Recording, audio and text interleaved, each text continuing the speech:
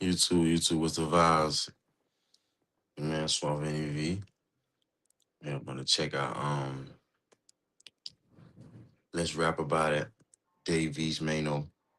I got a new episode. We still snowed in New York. It's cold outside. About 1, 2, 3, 4, 5, 6, 7, 8, 9 degrees. So I just ordered me some best style fish fry. I'll check this out. I ordered turkey wings, macaroni, and black eyed peas. They gave me rice and peas. I'm still gonna eat it though, but it's all good. But damn, man.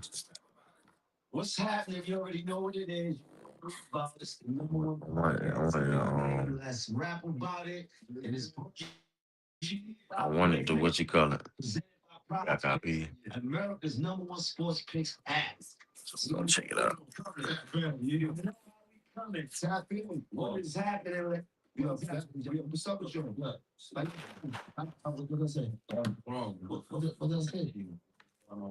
How? What did you just say? I said, what's happening? What did I say? See, you know how we coming. You know how we coming. Tap in. What is happening? They know how we coming? I got gifts. I come bearing gifts this week. No, that's depends on what it is. So, I'll call. Yeah, bro. I come bearing gifts this week. What's going on? I come bearing gifts this week. Oh, wow. Red pit, dark pit, you heard? New boys. You heard? On the side. I like these. Chrome difference, you heard? Yeah. I like these. Nice. Chrome difference. What's happening? How y'all feel though? Pretty good. How was your week? Man, I was in Miami. You was in Miami? Oh, I see. Norris did the drink champ. Yeah. Shout out to Norris. You had a few drinks? You told him a few truths? Just a little bit. How was that? You told him a few truths? Nah, you know what? He kept it real mild. Melancholy. Yeah, it was none of that. He kept it cool though. You know what I mean? Cool vibe. Kept it cool. I don't believe it. I swear to God. Mm-hmm. You said it was a little cold down there. It was like going down in the 50s. That's cool for Miami. Absolutely. That once again, Miami. They get leather jacket wearing for like 4 days. Yeah, from y'all's back. Yeah, everything cool. But we back. 50 degrees for Miami. 17 degrees. That's cold. This workout I had to give a weather. Man, what you told me when I seen you the other night? You said the energy. The energy when you come back, when you leave New York, there's a certain energy out of town that that don't exist. Something different about palm trees make you feel better. That sun hitting, you get up, you feel more progressive. You might want to work out, go for a run. New York just feel too gritty. Miami, LA make me feel like that. Different energy, and you definitely want to be hella productive. You feel so you know everybody changes. Nobody's speaking in the morning. Everybody. Davey's got a wide legs on. It's cold. He got a motorcycle fit. It is. Yeah, it gets like that. The big game. Fab got the light pants with the dark shirt. Jim got the light with the dark. Prize picks, where it always feels good to be right. That's a nice jacket with the hoodie. It's your last chance to get into the football action before the next season. So close the season out right with Prize Picks by getting $50 instantly in lineups where you play your first $5. When I got on Prize Picks, made a lineup, and started flipping that bonus cash into winners, that took watching the game to a whole new level. I've been cooking up lineups with the football playoffs, the big game about to go crazy. Drake May, Sam Donald, more. Touchdowns all damn day. And don't forget to add some basketball to your lineup too. You know I'm rocking with my guys Josh Hart and Michael Porter Jr. Prize Picks now has early payouts. If your player gets off to a hot start, you now have the option to cash out those winners before the game even finishes. Join millions of users and sign up for America's #1 sports pick app. Just download the Prize Picks app today and use code Let's Rap to get $50 in lineups after you play your first $5 lineup. That's code Let's Rap to get $50 in lineups after you play your first $5 lineup. Prize Picks. It's good to be right. It's flexing when you return to the hood, motivation or disrespect. And why? Hold on. I missed that. What is that?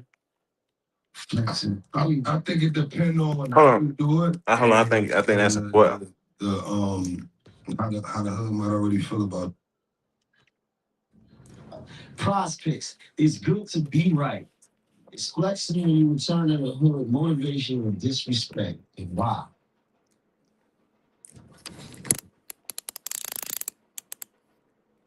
I want to answer that. That's a very good question. Is flexing in the hood considered disrespect? Hold on, let me make sure I got that right. Is flexing in the hood considered disrespect, motivation, or what? That's a good ass topic. Flexing. I think it depends on how you do it and the Okay, let's get it. That's a Oscar headshot those women before the game even finishes. Join millions of users and sign up for America's #1 sports pick app. Just download the Prize Picks app today and use code Let's Rap to get $50 in lineups after you play your first $5 lineup. That's code Let's Rap to get $50 in lineups after you play your first $5 lineup. Prize Picks. It's good to be right. It's flexing when you return to the hood, motivation or disrespect, and why. is it motivation or disrespect, and why? Okay, so it is disrespect if you don't bring some shit back to the hood. It is disrespect. It is flexing on the poor people if you don't give them that. So what a lot of people get misconstrued is that if you up, like you should want to help everybody else come up. But if you don't want to help everybody else come up and you up, you need to take your motherfucking ass where everybody is up at, right? So I remember one time, like, like when I was in high school, different people was popular for different things. So if we got 14 different guys, let's just say seven. Let's just say 7, 8, 9, 10, 11, 12. Let's just say seven to be a cool number. If you got seven different guys, one nigga got good hair, he can pull the bitches. One nigga got money, his family got money. One nigga got a nice car. One nigga is spoiled by his mom and daddy. One nigga good in sports. I know how to dress. You know what I'm saying? This guy got money. This guy crash out dummy. So you got all different things. I don't miss my point. You got all these different things to make you am I missing my point? You got all these different things to make you that guy. Okay. So like as time passed by, all that shit faded out and it came about flyness, girls, money, music, drugs, I hate to say it, and it came out to be and gangster shit. So if you wasn't on those, you wasn't getting no girls type shit, or you wasn't popping like that. So I remember one time, like I was the best dressed, way ahead of a lot of people, and I just had like a little bit more access than the people, and I was working a little bit harder. And then they wasn't on what I was on yet, and I knew that, and I knew if they caught on what I was on, it'd be a challenge. But I just knew I was ahead of the game, so I used to dumb myself down around people that wasn't on my level. I remember doing that. So either you gonna have to dumb yourself down to be around certain people, or either you gonna have to go away um the people that's on your level. So like me, I had to move from my city because I felt like I was big. I was too big for that. So I came to New York where everybody that's is can dress better than me. People can talk to girls better than I can. People can fight better than I can. People is more flyer than me a little bit, I guess. And people know how to talk better than I can. People is taller than me. People got more money than me. People is better than you. So I'm the type of guy. I moved to a place where people was better than me. And if you was to move back home or go back home with all that money and everybody working regular jobs and everybody still in the trap, you gotta really give to people. Like you gotta give to people. Give. Like I remember, like When I was the only one with a license, I gave everybody a ride. When I was the only one with a car, I gave everybody a ride. So when they ask the question, is it flexing if you up and you come back to the hood, it is a part of flexing and stunting on the hood. And I ain't gonna lie, men don't really understand that, and the youth don't understand. If you got some money and you go around a person that don't got some money, and the person with money says, hey, I got money, you don't," and try to flex and front on a guy that don't got no money, the nigga that don't got no money will tell you, "I kill you and take your shit." So that already gonna start a war and a start friction right there. So I learned to don't even go around nobody that got less than you. Only be around people that got what you got and more. So if you got a Lamborghini, don't go around people that don't got no fucking car, or don't go around people who driving a fucking Toyota. Go around people who driving Phantoms if you got a Lamborghini. If you got jewelry on, don't go around people that don't got jewelry. Like like I don't do that type of shit. And people do that on purpose, bro. I realize like the dope boys in the city, they think they doing something because I be like, nigga, you think you doing something because everybody got jobs. If you making thousands of dollars a day and a person making $100 a day, they barely making $100 a day, maybe 120. Of course they gonna look at you like you God. But if you be around somebody else that got just as much as you will realize your ass ain't gonna shine that bright. So I think a lot of men and a lot the youth need to realize that you put yourself in a dangerous situation by hanging around people that don't got what you got. You got to hang around people that got what you got and on your level. So even if you a handsome guy, you need to hang. And you, if you a handsome guy and you can get any girl that you want, and you got all the girls, you can't really hang around no dude that's married to a girl and he got a job, regular job, and he only talking to that one girl. He gonna be mad at you because his girl gonna want to gonna like you and want to talk to you and her friend and his and the mama. So if you got power like that, you need to hang around other guys that got the same power that you got, and the other guys that got what you got. You know what I'm saying? I realized that, bro. Like I realized that, like that'll keep you safe and that'll keep you out of trouble by hanging around people that got what you got. So, like for example, if you like jewelry, if you got a Rolex, hang around people that got Pateks, hang around people that got jewelry on. They ain't gonna rob you because they got more money than you. Like that's the thing. That's the catch is to hang around people that got more than you. I want to be the brokest person in my clique, and everybody multi-millions. You know what I'm saying? They being me. You know what I'm saying? I just came up. So I think more people need to be aware that, you know what I'm saying, don't hang around people that got less than you. Don't hang around people that want what you got. Hang around people that can get what you can. Now, if somebody don't got what you got, but they got the ability to get what you got, that's different. But if somebody want a Corvette and you got a Corvette and they driving a fucking car that somebody gave them, you can't really go around that person unless you gonna let him borrow it, unless you gonna let him drive it, unless he can keep it for a while, unless you know what I'm saying, unless you gonna tell him, hey bro, this is what you need to do to afford you a Corvette too. So that's how I always stayed out of trouble, bro. Because even if I used to go to school and I had something that people ain't had, I always say, "Hey, bro, I ain't paid nothing but $70 for this shit. I got this shit from such and such store. Hey, bro, I ain't paid but $230. I got this shit from such and such store." So I always make it seem like what I got, you can get. And I don't even give a fuck about this shit, bro. I'll sell this shit to you when I'm done with it. And you can just save your money and buy that shit. You know what I'm saying? So be aware and be careful of like stunting on people, man, and going around people that don't got what you got. That's a good question. I think it depends on how you do it and how the hood might already feel about you. That's true. So if you buy something brand new, because the first time I ever bought a Bentley. First thing I did was drive straight to my hood. I did the same shit. That's the first thing I did. Like, I swear, I drove all the way from Long Island, straight to Brooklyn, right up Gates Avenue. I wanted everybody to see me. I'm jumping out, I'm taking pictures because in my mind, I'm thinking it's like, this is the motivation that they need. Like, they need to see me like this. They watch me come up, now they need to see this. But is it really motivation, or does it change up and become deceit, jealousy?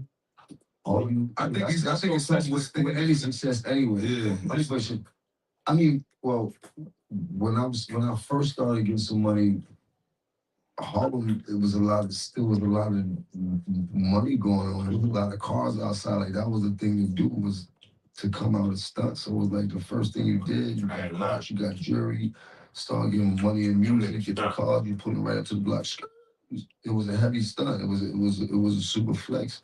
But as you get older and start to realize what's this representing, on the flip side is the jealousy and the envy and people plotting and things like that. And then as I got older, I started to do more for my own than just coming back and stunning. I did a little bit of less than that, more giving back than anything. So it was progression for me from stunting to actually giving back and letting the kids see someone that actually came from the same place that they did and was able to do some amazing things and still come back to give back as much as he can and things like that. You know what I mean? I think it can motivate a younger person, and it could bother an older person. Or I don't think it's on no age. I think it's the mindset. You could come back to your hood and somebody, it's just how they perceive it. They're gonna look at it. People gonna look at it and say that's motivating. Some people gonna look at it and say, yo, he trying to shit on us. You know what I'm saying? So it's really the mindset of the person that see it. And at the age. I believe everybody And the person that's doing that's come from the hood. A lot of came niggas back to wanna their shit hood, on this. even just return to where they come from and show, like you said, show the people from there that it is progress past it. You know what I'm saying? But depending the person, how they receive it, which you can't really control either. No. Because it's them. It's how they mindset, man. Look, some people gonna look at it and be like, wow, man, that's I wanna achieve that one day. And some people gonna look at it and say, yo, he trying to come back and shit and front on us, because of that. You know what I mean? So it's really the mindset to me of the person that receive it. So it's not really flexible. I mean, when we was younger, I was coming through the shit on a few niggas. See? On purpose. You want the niggas that you know Man, that you don't like you to see you. To see that, You know you want to entice them. I'm talking about when I was younger, that was like shit. I'm not gonna say it like, nigga, I wanted to come through and shit on a few niggas. Like, what? Absolutely. My bag is here. Now it's time to start stunting on you niggas. But as you get older, it changes. You know what I mean? Your priorities changes also and shit like that. Like the things that was more fun to you, no fun to you once before, no more fun to you and shit like that. Shit don't be important. But the thing is this though, whether you coming back in a Rolls Royce or Honda, it's gonna be people that's gonna be for you, and then it's gonna always be a community of people that it don't matter. Like you never can satisfy them. If you're doing good or bad. Right. That community exists. You can either come back or not. Right. And it's still gonna be however it going, right. Unsatisfied. Right. You can come back in a fucking Porsche, or you can come back in a motherfucking Toyota. Like, right. It's still gonna be something. People talking shit at gift backs. Like, this is what I'm saying. You bring 500 turkeys, yo, he ain't bring 1,000. No, there's mad people out here. Like that's how it is. That's so the fact. You can't. That's why I said it's the mindset of who receive it. You know, like you can't. I could 100,000. You got to bring your heart, and then the person's gonna take it how they take it. So do we agree that intentionally, when you coming back, it's not disrespect that you coming back to show? You coming back. It can be looked at as on a couple niggas. Disrespect. I'm saying, like, you coming back to shit on your funeral, nigga, but it's like I know. That's why niggas go back to their family reunions and shit. That's why niggas back around. Stay in the hood. That's what's gonna be said. That nigga don't never come around. But if you still got that same shit to come through, you're not doing enough. So and like this happened to me.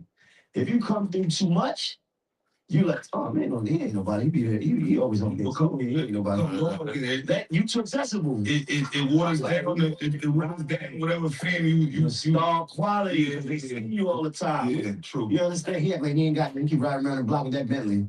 Yeah.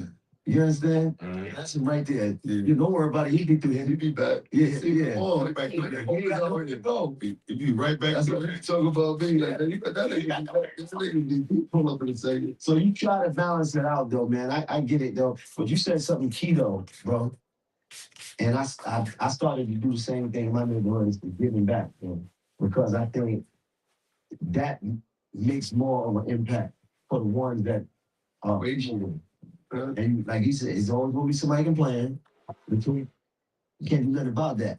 But for the ones that appreciate it, them kids, those mothers, fathers is out there. Those are the ones that count. That's the ones that actually count. That's where it matters. They don't have shit like that. A lot of that hate be confusion. The people like that, like you said, the mothers and kids, and you really doing something for them, whether it's school give back, whether it's Thanksgiving, Christmas, whatever the time may be. It might not be a holiday. You might just be in a good mood, and that's what's going on. Right. But you know where hate come from? Hit them different. Admiration. It's an admiration. It's confusion, man. It's confusion also, but it's also being dissatisfied with oneself. You look in the mirror, you don't like what you see. You wake up every day, you don't like your life. You lashing out on everything that you feel like is it that you projected, you wish. That should be you. That's the only reason I said that. And I agree with you as far as it don't matter with age. That was 100% correct. What? But what y'all saying, but the last thing he was saying, like, hate, it don't matter. But if it's somebody your age or older, I'll be personally feeling like when they like, you know what I mean, they hit different. Like, you know what I'm saying? What you mean, like you be like, damn, I would expect more. I feel like they can see their own failures. Oh, got it. More than a kid that's 15 and 16, like adult, somebody your age or older, you come over there like that. I feel like that jealousy or that hate is a lot stronger than a kid. Like, no, let me say what makes it stronger. This is what makes it stronger. When a nigga that's hating, you already know that he pussy and he hating. You know him to be pussy. You don't know him to be nothing else but pussy. That definitely makes it. That's crazy. It's like, because I'm rapping, right? And you know what I'm wearing tight leather shit. You be like, you fucked up. I know you to be pussy. What's wrong with you, nigga? You ain't like your leather outfit? Yeah. Just whatever it is, like whatever it is. They man, they soft, and they soft. Hey, have you ever been a hater? I don't think I've ever been a hater. Hell no. I don't think I've ever hated on a man. Anytime I see somebody get something, I damn, you know what? I congratulated that, or I strive to do something like that. I don't think I ever would hate. Yeah, me neither. I think I think I about to say, Jim Jones, I know you was hating. They recognize. I think I definitely hated. To the point where Yeah, now you might cut yourself. Whoa, how dare I? I'm back up as usual. We talking. You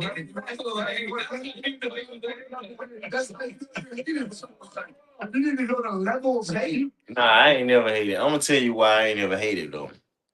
Because I think I said this on another screen. The reason why I ain't never hated is because even though you may have something I don't, I know I got something you don't. Like, we all got gifts and we all got talent. So I ain't never understood why a man should hate another man. That shit ain't even funny because even when you can cut a backflip, I can't cut a backflip. Even if you got more money than me and I don't, I'm watching what the fuck you do with the money. And I realize the niggas that got more money than me, the stuff that they spend their money on, I get it for free. So if you making thousands of dollars a day, and I'm making $100 a day, and you spending all your money on clothes, all your money on drugs, and all your money on girls, and I don't even do drugs, and I know how to dress, and I get girls for free on site first night, that made me think like, bruh, even though he got more money than you, you got more access to him. Like you more of that nigga than him. So that's why I ain't never understood. Even if you got a crash out dummy. I remember niggas used to they'll flip at any time. I flip too, but you gotta really make me mad and I'm not emotional. So even if a person is emotional and they'll fight quick or they known for fighting, I realize that the guys like that, they can't think. And that's the reason why they are resort to fighting because they can't think. You know what I'm saying? So it's pros and cons to different people. So another thing, if even if a person got waves, like these are all things we used to grow up as kids and we see other people. I remember I could never get no fucking waves, bro. I used to brush my hair. Them niggas just say, hey bro, just brush your shit 100 times. I used to be brushing my shit, brushing my shit, brushing my shit. I could never get waves. But I never used to hate on the guys that did have waves. I remember I used to be in the 5th grade and niggas used to just talk to girls, grab on girls, talk to girls, kiss on girls. They used to do all that shit to girls. And the girl used to like me too, but I wasn't fucking with girls. But I never used to hate it. So I ain't never used to hate it on men though. That's something I never did though. Even when people was better than me at certain things, I never was hated. And then when it was time, so that's the 5th grade. By the time we in 6th, 7th, 8th, 9th, by the time we in 9th, 10th grade, I'm getting to it. Them niggas in alternative school, they ain't even experienced what we experiencing with girls. So I realized like it always be a pro and a con. It always be, even if somebody is better at basketball than you are, I may be a hustler and know how to make some money, or I know how to survive. You know what I'm saying? And you maybe don't know how to survive. You maybe not know how to think. I maybe got common sense. You may meet a girl and her ass ain't got no common sense, but she book smart. You know what I'm saying? So it can go both ways though, man. Like it don't even matter what you are or what you ain't, because you got something that's gifted and that's great. And you just gotta just find out what it is. So me, bro, I ain't never hated on people, bro. Like I ain't never hated on people, bro. Even when, excuse me, I used to be in the 4th grade and we used to get brand new pair of shoes for school. My mom used to buy me one fucking pair of shoes, bro, in the 4th grade. One all my school year, I got one fucking pair of fucking shoes, dog. You know how fucking fast one pair of shoes last you and how fast you fuck them shits up. And I used to be good, used to be make good grades. I wasn't bad at that. My mom used to give me one pair of shoes, right? Daddy, he ain't getting shit. And then I learned to take care of my shoes. And even when the bad kids at school in the 4th grade used to get multiple pair of shoes, they used to get 4 pair of shoes to start off with school. When they fucked them shits up, their mama buy them new pair of shoes. I still ain't used to hate on them boys, bro. I ain't never used to hate. Like, even when, man, I remember, bro. Man, I remember, man, I couldn't stay out late. Like I remember when I was young, I probably was like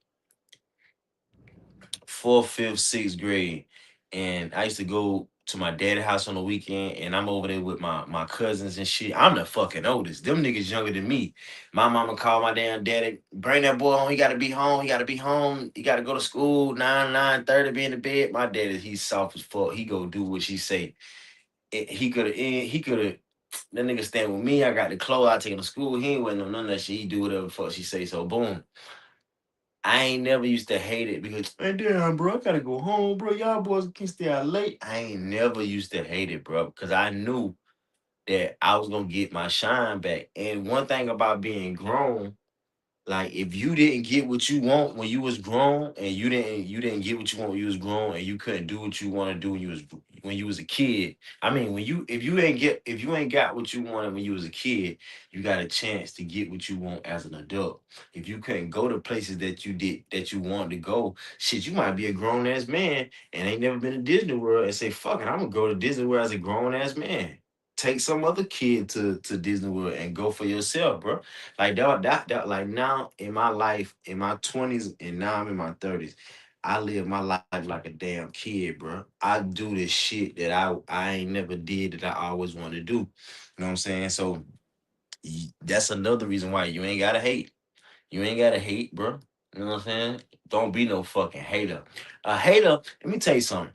A hater for a man is a fucking feminine ass trait. That mean your ass in your feelings, bro. Let me tell you something. I used to be the type of guy, I used to be in high school, bro,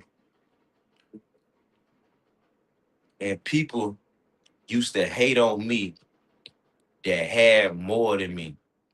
That's how I knew I was a motherfucker.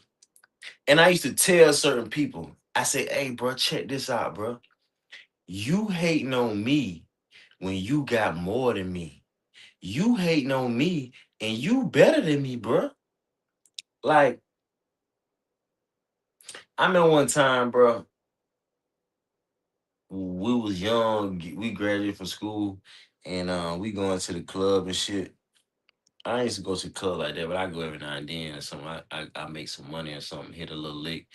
I'm have enough money to blow and shit. Cause that club like you gotta be you gotta be trapping like a fool. You gotta just be scamming or you gotta hit a lick or something. So um I remember going out and I can get any girls. I got all the girls. I'm hitting shit on the first night. I've been did that since I started with girls, right? So I'm getting to a girl after girl.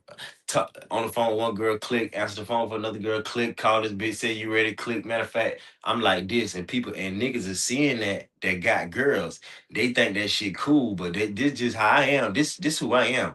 And I had to tell one guy, I say, bro, you sitting here playing, you gonna leave your crib.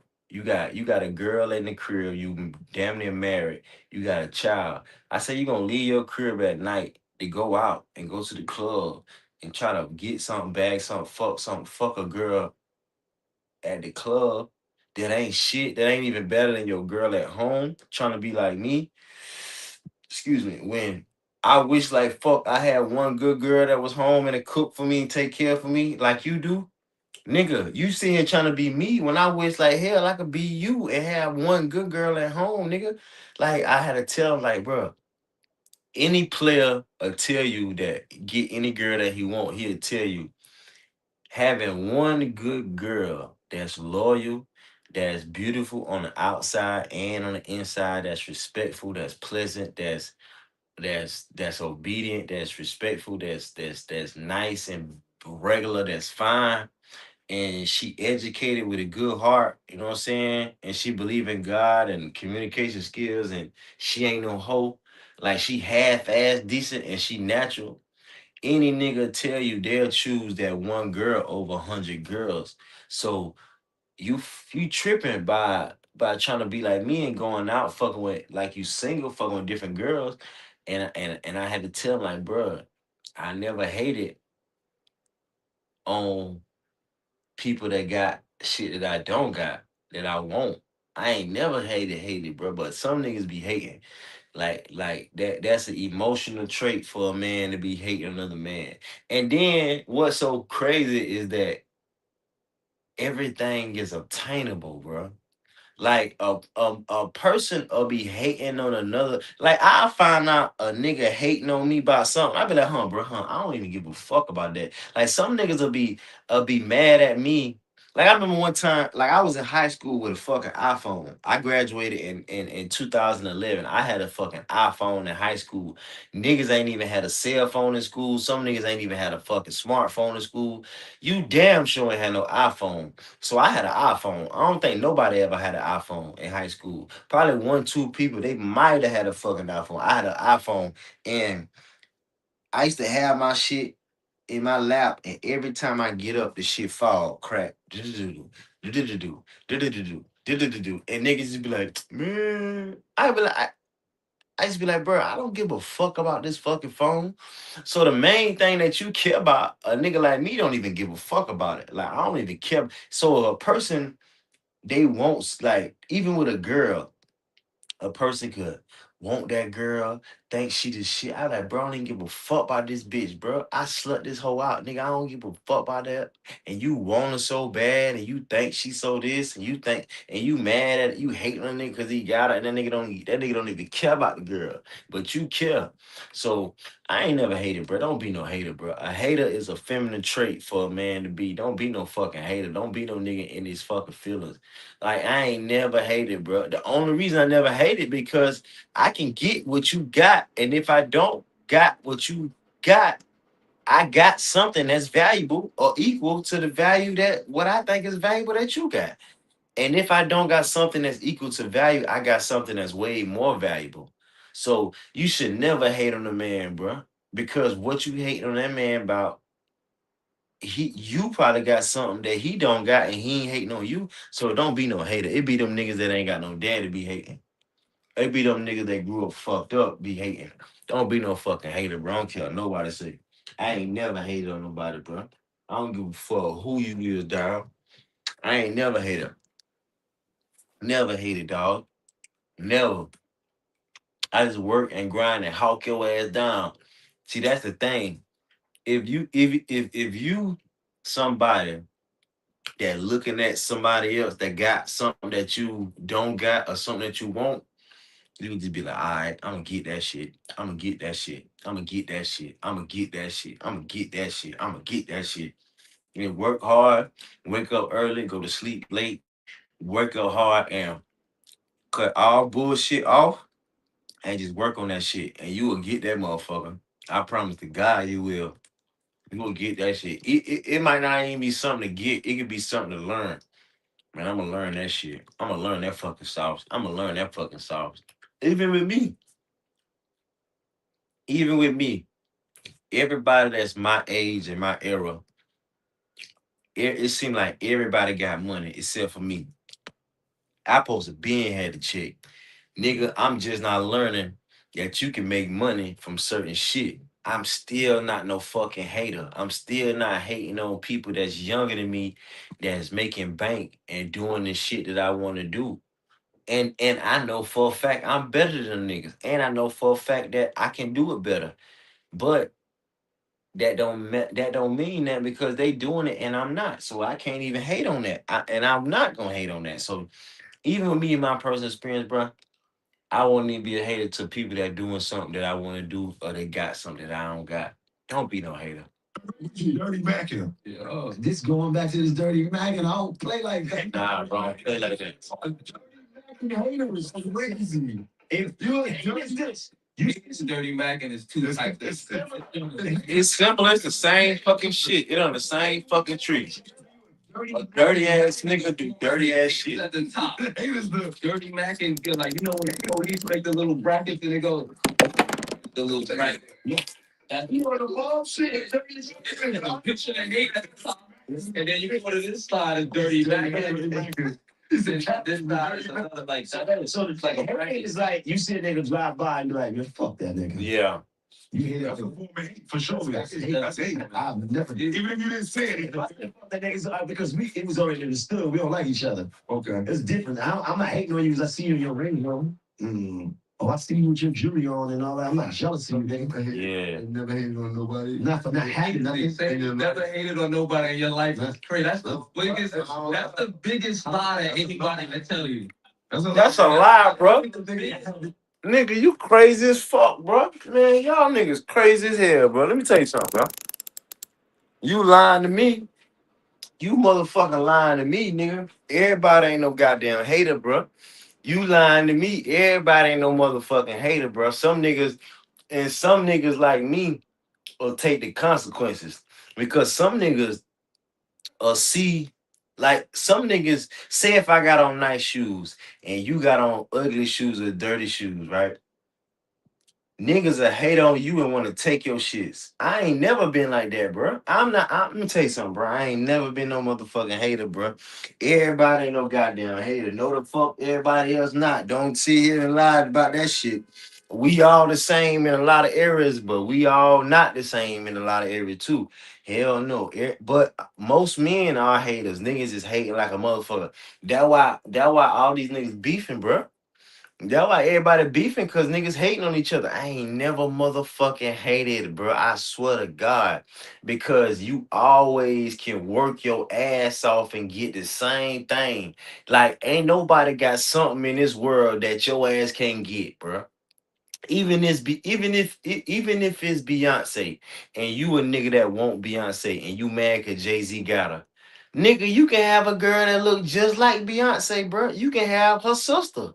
That's the same fucking thing, nigga. And if you work hard enough, you never know. You might could get Beyonce, but you can get something similar, bro. You ain't gotta have her. You can get something identical to her. You ain't gotta hate, bro. That's a motherfucking lie. Excuse me, that nigga talking about everybody hate.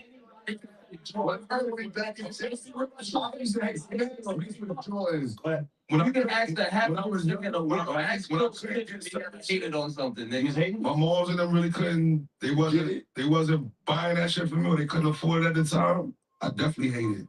I hated niggas that whoever had it. I hated for sure. Not me, bro. Not me, bro. I ain't never been like that. I just was saying that, bro. I ain't never been no motherfucking hated, bro. Let me tell you something, bro. When I was younger, everybody got shit that I couldn't get. I remember, nigga, I couldn't even goddamn spend the night at my cousin's them house. And all my cousins used to stay at all my cousins' house. I couldn't do it. I ain't never used to get mad. That shit used to hurt my fucking feelings, but I ain't used to do nothing about it. Like they say no, I say, all right, cool, okay. And let me tell you something. That's what make me a gangster. That's what make you tough and relentless. Like you want something real bad, and somebody say no, and you don't show no feelings. You don't show no emotions and no feelings. You just be like, ah, okay, okay, cool, okay, all right. Like you really want something so bad, so bad, so bad, and they turn you down. Be like, ah, okay, cool. I ain't gonna cry like a bitch. I ain't gonna be no hurt hoe. I ain't gonna be no hurt hoe. So don't nah, bro. I'm like when I was a kid, bro. Everybody got everything, nigga. My neighbors and my cousins used to get all the game. My mom used to buy me one fucking game a year. Them niggas used to get shoes, three, four, five pair of shoes every year.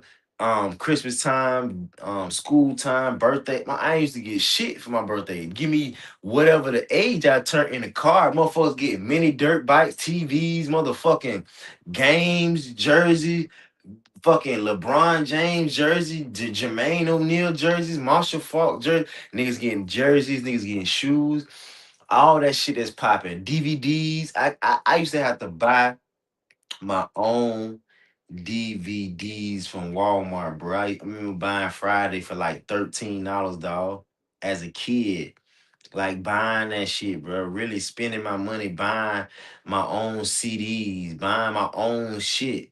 Like I really came up a little rough, bro, but not that rough. But I really had to take care of myself. And that's the thing.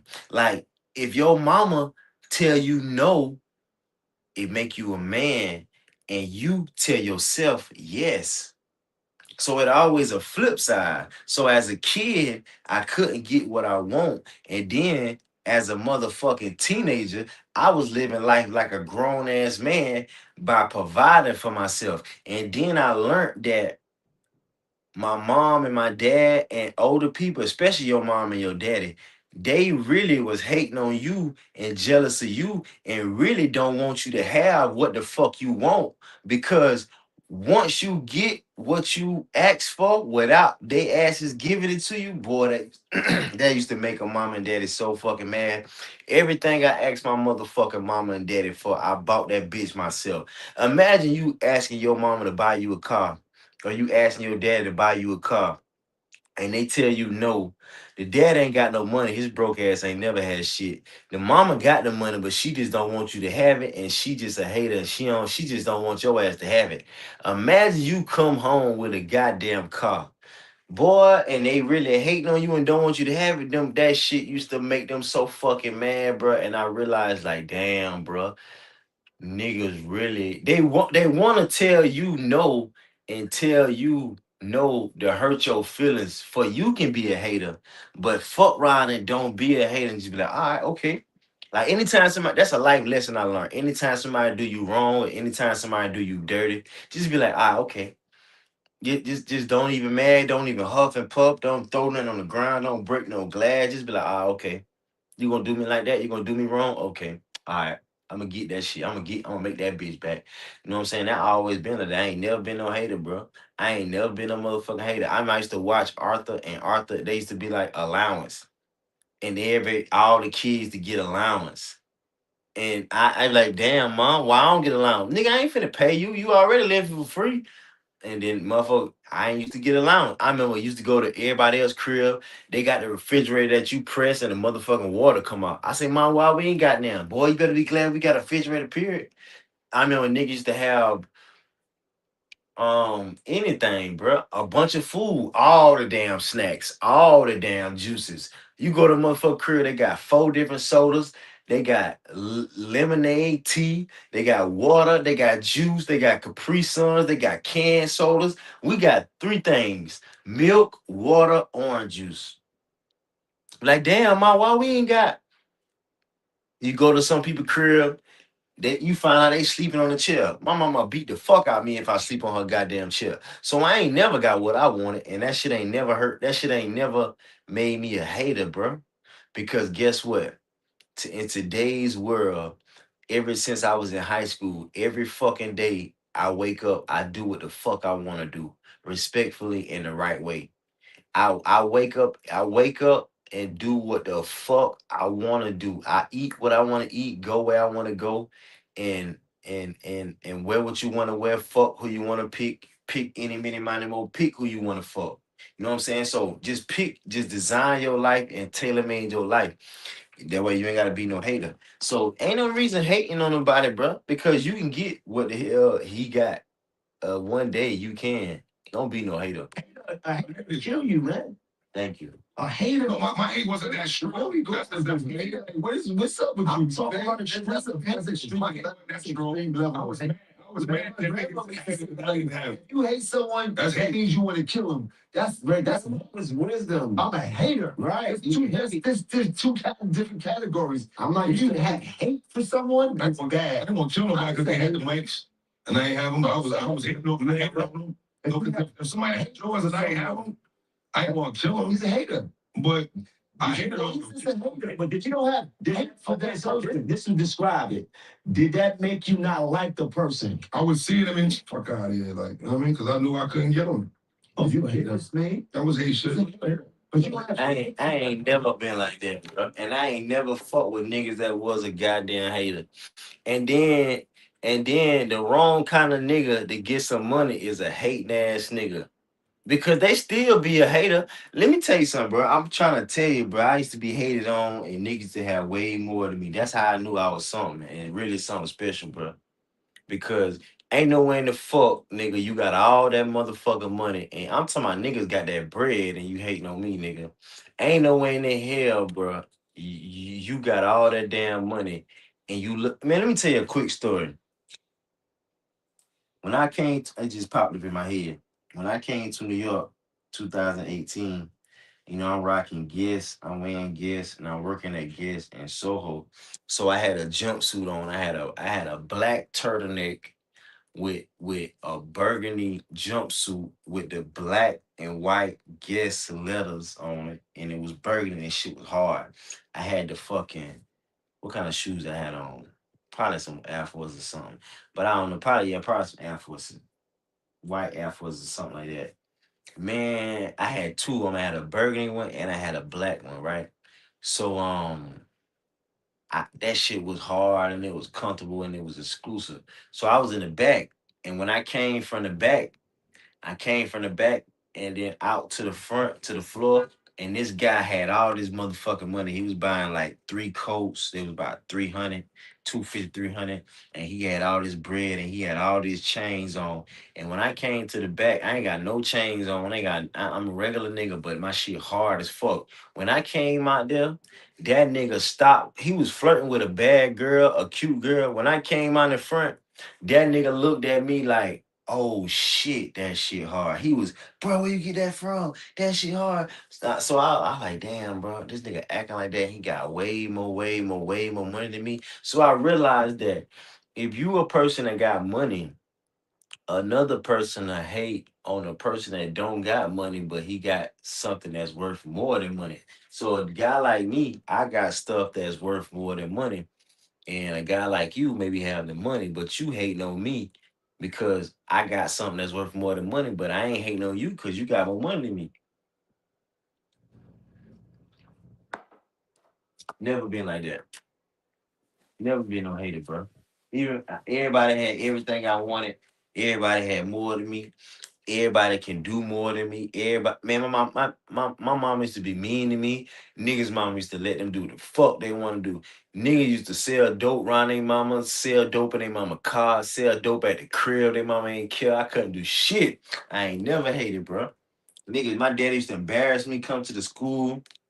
Try to act like he's such a motherfucking good parent, embarrass the fuck out of me. Other niggas daddy ain't did that shit. I ain't never hated on them. I ain't never hated, bro. I used to have to work for what I wanted and work for what I need. I used to have to work for food, work for clothes, work for a buy alarm clock, work to buy a belt, work to buy what I need. And then another nigga can just ask his motherfucking mom and daddy. I ain't never hated on another man, bro. Never hated, bro. And then what I realized is that the men that it was spoiled and could get what they wanted, they mom and daddy give them what they wanted, and they bad as hell, bro. I could never understand that. I'm good, do what I'm supposed to do. I'm respectful, mannerable, all that, and still don't get what I want. I can't even get what I motherfucking need though. But I never hated. What about your hate? Bro, I'm not happy. You know what? You said you never hated on nobody in the world. That's true. In your life. I hate what look like. You lying, man. Smell says, Smell's not here tonight. You lying, man. Nobody in this room believes you never hated on somebody. Man, tell the truth. Let me tell you something about what them boys doing. Them boys laugh a lot. Like I like them boys, but one thing I noticed about them, they play a lot. They laugh a lot. Like these are real conversations that the youth really need to know the answers from an OG experienced fly guy. Like y'all laughing. I know y'all just playing and y'all don't mean no harm, but the questions that y'all being asked is real life questions that niggas be going through at this very second. And you can change a person whole perspective and the whole person mindset and the whole person life by just telling the truth and answering the question, even if you're gonna say a fucked up answer. Like that, if you admit that you a hater and tell stories of you being a hater, that may give a nigga an option not to be a hater because you shouldn't be no fucking hater. Even if you is a hater, if you ain't a hater, man, let another nigga decide rather what he gonna be. But I think niggas need to stop laughing and stop playing when serious questions is asked. But I know this shit is all entertainment and all that. But yeah, bro, man, no be serious, bro. And I'm good, and I'm starting to realize like Mano be serious and he be serious, and then them boys be playing. Like, and then they play too damn much, bro. Like, damn, this a serious conversation. Like, when you being asked a serious question that the youth can learn from, you need to really tell the truth. Like, you can still play and still answer the damn question though. You still can play and be serious, but make sure you be serious. You can't play too damn much and not be so serious, but be so serious and play less though. But nah, Fab, tell the truth, nigga. You a hater, tell the truth, nigga. This shit gonna expose your motherfucking character. Nah, tell the truth, nigga. Most niggas is a hater, dog. Like, that's the truth, dog. Most niggas is a hater. Most niggas is a motherfucking hater. I ain't never been no goddamn hater, bro. I ain't never been no hater. And most niggas that's a hater, when they get some goddamn money, they can have way more than you, and they dumbass still be hating, and they still won't be satisfied. I'm the type of nigga I can make a little bit look like a lot. I'm the type of nigga I can get a little bit and be satisfied with a little bit. I can make a little bit work. I can do a lot with a little bit. I can just need a little teeny bit and make that bitch work, make that bitch bust, make that bitch work, nigga. So I ain't gotta have this, that, the third, the fourth, the fifth. Man, just give me that. I'll work with that. I always been like that.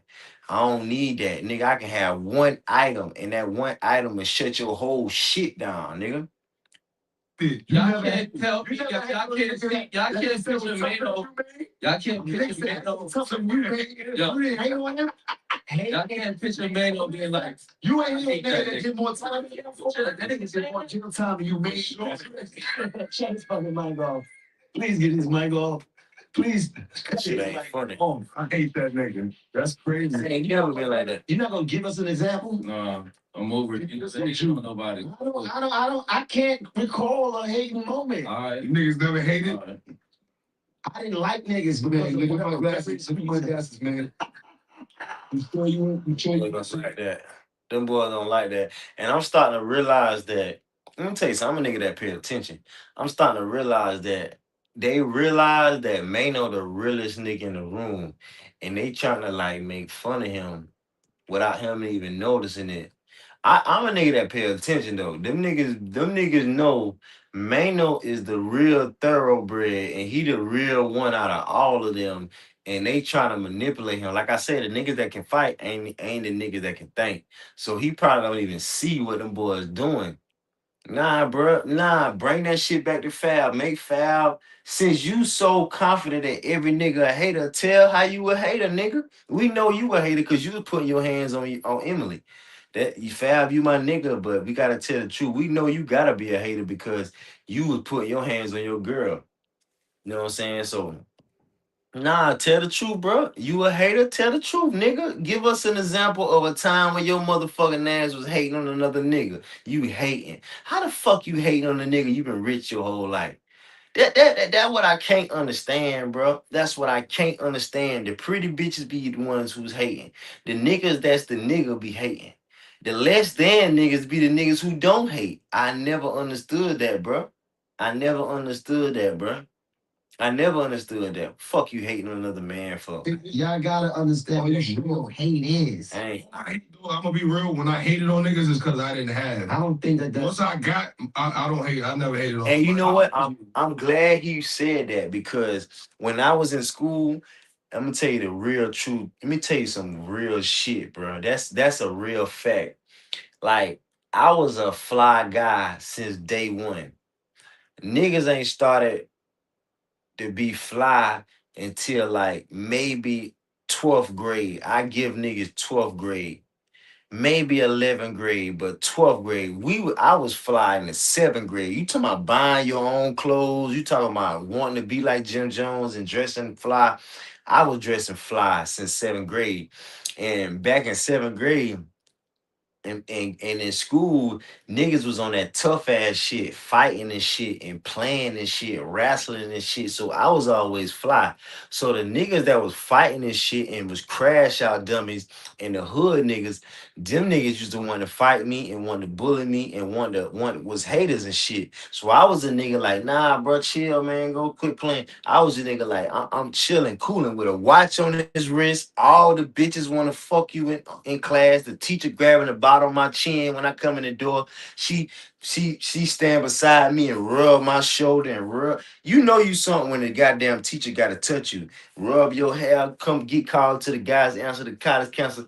So I'm getting that type of love, right? Them niggas can't stand that shit. Them niggas used to hate like a motherfucker.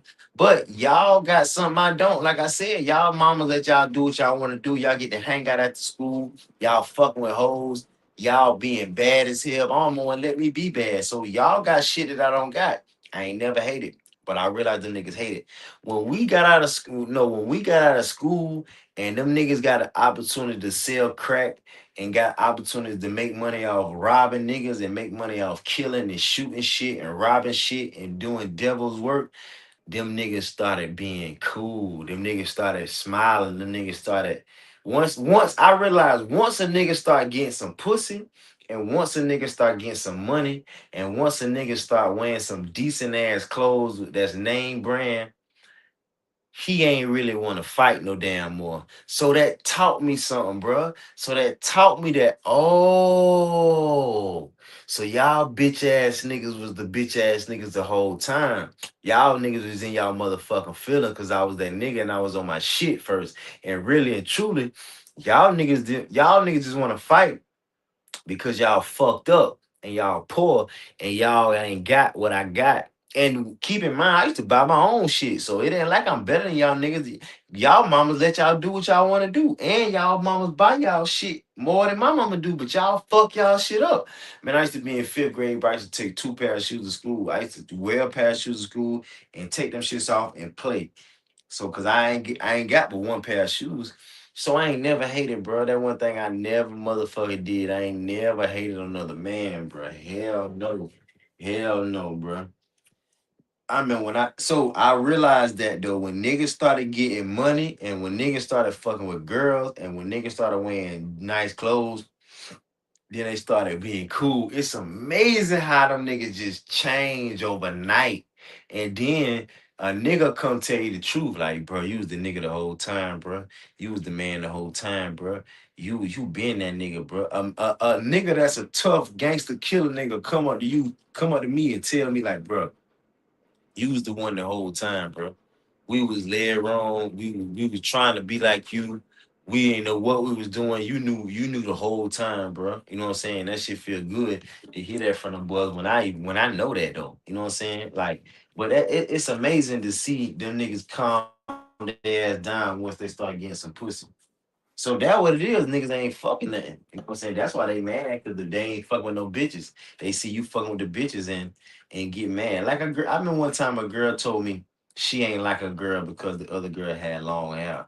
I like y'all some fucked up ass people not liking somebody for no reason. I was young. All right, that don't count. 14, 15. I never been like that. I never been a grown man hater. You never hated on nothing since you was 15. A grown man? I mean, I think it's the person. I hit last week on it. Like, I ain't gonna lie. I'm a hater. I don't like that. Nigga with a new podcast and let's cap about it. Because these niggas is liars.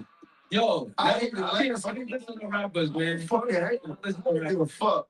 I'm a hater. Thank you, Jim. I Thank you, Jim. I'm not There's a million things. Even if it was just in a room by myself with nobody knows, just say something that just shit I'm hating.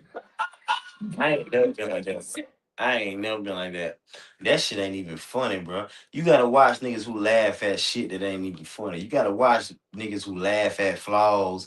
That's just like saying, no, the fuck everybody motherfucking didn't, nigga. That's just like it saying every nigga, hell the fuck no, everybody didn't. Hell no, hell no.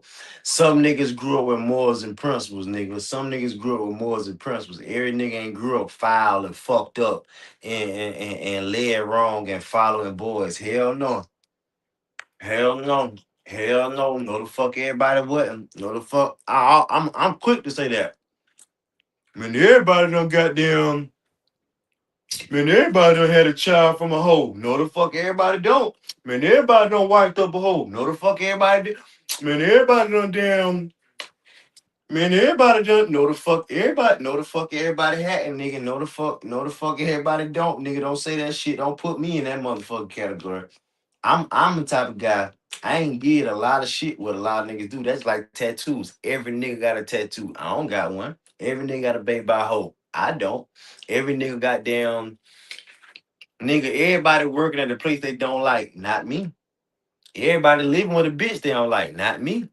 Everybody goddamn nigga. Everybody goddamn nigga. Everybody motherfucking nigga. What's something everybody else doing? Everybody goddamn nigga. Not me.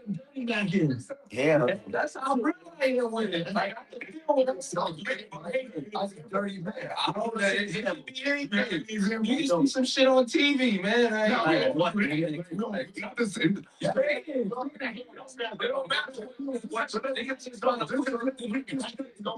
we get this on the record because watch everything. But let's get this right. You're never hated at all, and you've never hated since you've been grown. Like, Well, I don't hate. You niggas, you haven't hated at all in your life. I don't hate you. The fact that you still out there hating is crazy. Y'all still be hating on that? Yes. And then now, right, 26. The thing about it is stop laughing. Like, why the fuck is you hating on another man? Why? Why? Why? That's the question. Anytime a person doing some shit that they don't supposed to be doing, just ask them, why the fuck you doing that? And see what they say. They might say, I don't know. I had a slow ass cousin. growing up. My uncle used to ask us a question. I tell the truth, or either I give an answer. They asked my dumb ass cousin. That's what that motherfucker always say his tank ass head. I don't know. My uncle used to be laughing like a motherfucker. Yo, stupid ass don't know. You better know something, dumb ass. So nigga, nah, ain't no I don't know shit. Ain't no I don't know. Hell no. Don't be no fucking hater, bro. A hater, bro. That's like being that's like a worse. That's a bad word. A hater? Oh hell no. I ain't never hated, bro. Never hated because I got something that your ass ain't got. I'm doing something that your ass ain't doing, nigga. I am something your ass ain't, nigga. I got something you don't got, nigga. I'm better than you at something your ass ain't better than me at. So that's my reason I ain't gonna hate. I'm a hater. I can't take it. Shit. At least I can live with my insecurities. You niggas, you niggas is some private haters. I'm glad Gino telling the truth about himself. He got insecurity. Let me tell you something about them crash out dummies. Them crash out dummies and them niggas who love to fight. Them the main niggas be insecure. That's why I ain't never been in fights, and that's why I ain't never been insecure, and that's why I ain't never been no hater, because I was never insecure. You gotta be an insecure ass nigga to be hating. You gotta be insecure like fuck about yourself to be a hater. I ain't never was insecure. I ain't never was a hater. I ain't never was hell no. Hell no. Boys and girls, don't be no motherfucking hater. I swear to God, don't be no goddamn hater, bro. Hell no. I I watch niggas do the wrong thing and get away with it and be more successful. And me doing the right thing, I be less successful. I watch niggas do the wrong thing to the goddamn max and be successful. And I don't hate on them. I just be like, damn, bro. Like that's crazy how they can do the wrong thing and be successful. And I ain't hating on the niggas. Like I'm glad they getting away with like me, I'm the type of person. I don't give a fuck what you doing. If you a black man, even I don't give a fuck what color, but if you, especially if you a black man, and you winning at something, I'm glad you winning at something because we all need some money. If you getting money, I'm happy that you get money because we all need some money. If you got a way to get some money and you crack the code, I'm glad, bro. I promise you. I ain't never been not happy. Examples. I don't think that that's hate, bro. A hate is deep, a deep.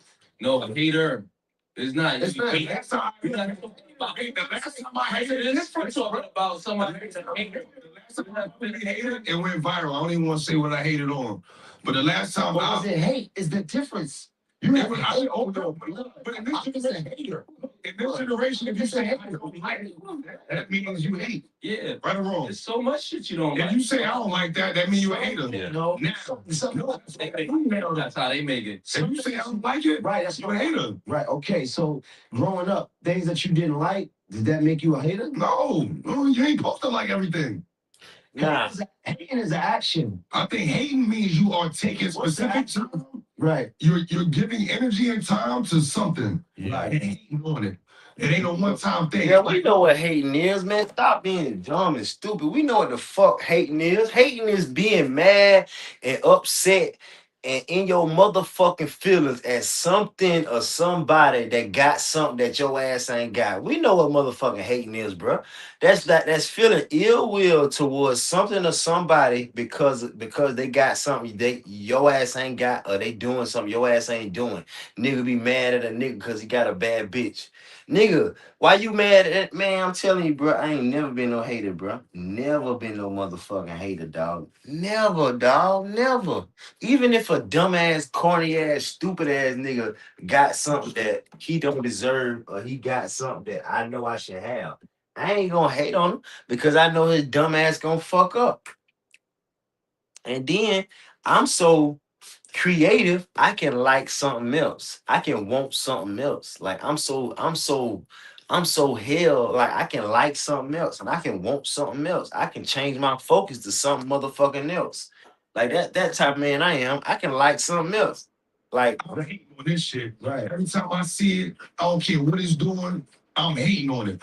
You can see something cross on the TV and be like, I don't like that shit. Default hate. Right. You used be a hater. Y'all niggas have hate in your soul. Like that's different. I don't hate on us. that's the same thing. Please, he don't need. Oh, hate nobody, man. What? Ain't no hate out here. That's crazy, man. And not liking ain't the same thing. You ain't supposed to like everything, yo. I don't like nothing. When does maturity really kick in for men? When y'all feel like you. That's some good ass questions. I don't know who the fuck asking these questions, but that's some good ass questions. But before they answer, let me answer. So one thing about me, I was mature at a young age because I was raised by my great grandma and I was raised by her kids. So my grandma, she passed when I was like 21, 2014, something like that. And she was 90. So that means she raised me in her 70s and her 80s. So my basically the mom Duke's grandma was 70 years old when I was a baby. So just imagine your mom was 70 years old and she died at 90. So I was being raised and taught by grandma, and grandma kids was 50 years older than me, and they kids was 20, 30 years older. So you know what I'm saying? I ain't grew up with friends and shit. I grew up with my little cousins and shit, but I was always mature. That's why I ain't never hated because I was mature. I knew better. See, once you know better, you do better. See, I always knew that's not right to not like some damn body. I always knew that's not right to not like. That's not right to do wrong. That's not right to fight. That's not right to hit. That's not right to not like. I always knew that. And I know to do right when nobody ain't looking. That's called integrity. Most niggas know right, but they do wrong when nobody ain't looking. You just as wrong as wrong, bro. You know what I'm saying? Because you judge off what you do when nobody ain't looking. So I just thought about it. That's one reason why I ain't never been no motherfucking hater because I knew right from wrong and shit. And grandma taught us right from wrong. So I was always mature. You know what I'm saying? I always made the right decisions. I'm great at making right decisions. You know what I'm saying? And and that's why I never was fighting, and that's why I wasn't emotional. That's why I wasn't no fucking hater and shit, because I wasn't emotional. I wasn't no emotional hurt hoe that wasn't raised by his father. Not saying that means something, but every nigga that wasn't raised by their father is the emotional hurt hoe. Them niggas is the softest niggas in the world, but they can fight. They'll beat your motherfucking ass though because they emotional. Because they want to hurt you because they been hurt. They daddy hurt their ass. They mom used to probably abuse the fuck out them. So one thing about a person that been giving pain, they gonna give pain, but you still soft as fuck. At what age do you feel like you hit maturity? You got the world tell I'm still a YN, so I'm definitely not mature yet. I think maturity can kick in at any age for a man. You know what I'm saying? It's the lifestyle they live. What is maturity though? Is maturity paying your bills, or does that mean you Why gotta the fuck we wait? acting? Why y'all acting stupid, bro? Like y'all acting stupid. You don't know what the fuck the word mature mean, bro. Like, come on, bro. This ain't even entertaining no more. This is being done because what you doing is you confusing the audience and you trying to confuse the people. Just admit the truth. We know Jim Jones will like you my nigga, but we know your ass ain't mature. We know your ass ain't mature, and we know what the last shit they was doing. We know you a hater. Them is some badass things to be. And that's why niggas be so fresh and so fly and wear all them damn diamonds and shit. Let me tell you something. Anytime a man or a woman trying to be the best is because they fucked up, fucked up, fucked up, fucked up. So anytime a girl like try to be the prettiest, the prettiest, the prettiest, the prettiest, the prettiest, the prettiest, the prettiest, and they're trying to be the most perfectest, the most perfectest, the most perfectest, the most perfectest. They done did some dark ass shit, bro. That it always never fail. People that are real pretty in real life and got a real clean background, it just regular. They don't care. But people that try to force it on you, like force you, like look at my jewelry, look at my swag, look how fly I am, look at my swag. They probably done stole that shit. They probably did some most the lowest shit in the world. I realize that.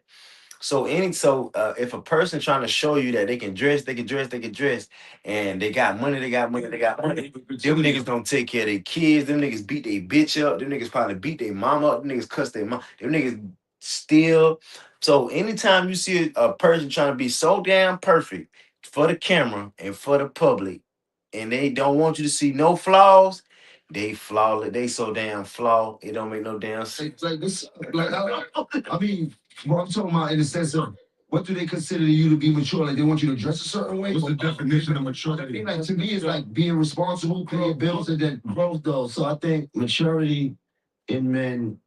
I think we continue to develop until it's over. develop. Like it's just a development, right? Until it's over, right? We like to laugh and joke. That may give a sign to somebody that makes it immature. But that's not that. That's just people who understand. So we gotta get serious. No, To be mature. being dead serious don't mean mature. I Exactly. think mature is Yeah, dude. Yes, the fuck it, dude. The more you laugh, the more immature you is. That's a fact. Shit. But just because you laugh at that don't mean you immature. But it can be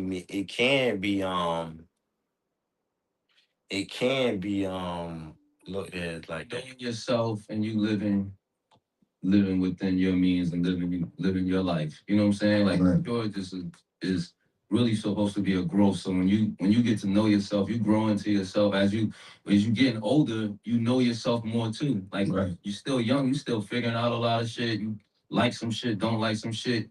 Once you get older, you kind of know who you are. And I Yeah. think that's maturity right there. Right. Recognizing who you are. Yeah. This is what I want to be. If I want to still wear Jordans and I'm 60, I can still wear. That's right. It's your maturity is just knowing yourself. Right. Growing Right. into yourself. Right. But society, I agree with society that. doesn't paint it like that. No, but those are the people we don't give a fuck about. The people that talk stupid like that, right? So the thing is, maturity is like I said, is a growth, is a development, right? And it's But I mean, rappers gotta admit that y'all in an immature lane. Y'all in a young person in lane. So mm,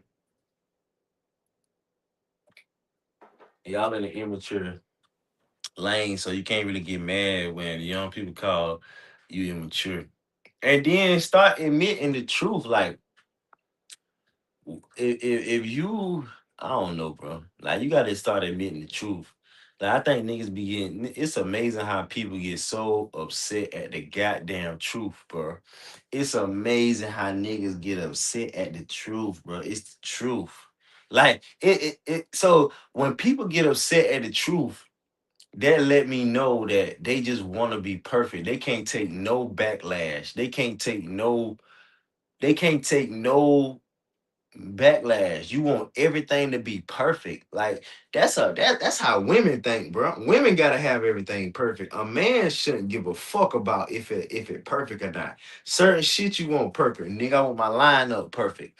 But but overall, man, you shouldn't give a fuck if it perfect or not. we do today, right? That we had to drop other behavior to get here, Right. right? Because that was part of the stage of growing. That was the journey to maturity to get, you know what I mean? Time. I don't like to put a number on it though, because it don't got nothing to do with it. You know, when you meet a young nigga, you be like, damn, this little nigga 25, but he got a head on his shoulders. He, you know, Right. it's at any age. That's crazy. What? You got. I blame the what's on his shoulders, but that's crazy. That we're gonna put you in the pause category for right now. We're not I gonna. don't play ball. We're gonna further our You understand conversation. what I'm saying? We're Like, gonna let you know. I'm We're using. gonna let you know we put you in the pause box for 1 second. This is crazy. Alexa, hit up Paul's Mano page. 1 second. Then we good. Why? It's a conversation. So when I say it's a thing about it's a thing about maturity, right? Right. Because society would paint one picture of it, and it doesn't mean nothing. Because if you would put me next to a person in a suit and they put a picture out who looks more mature, which one are they going to say looks more mature?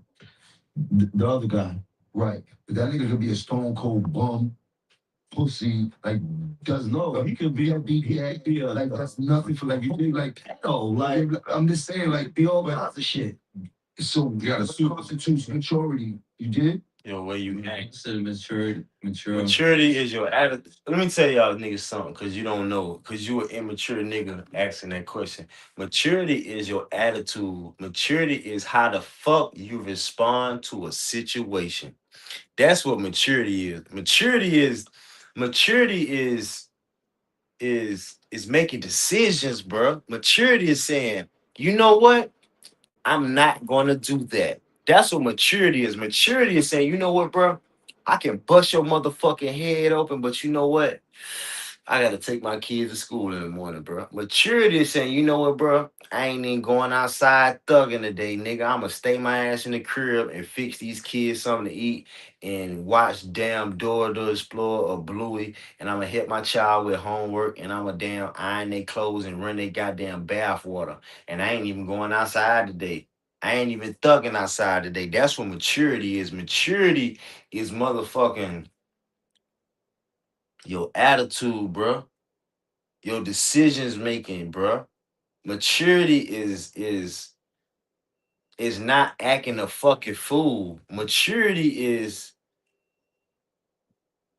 not acting like that hood shit. Maturity is being more humble and shit. Maturity is saying,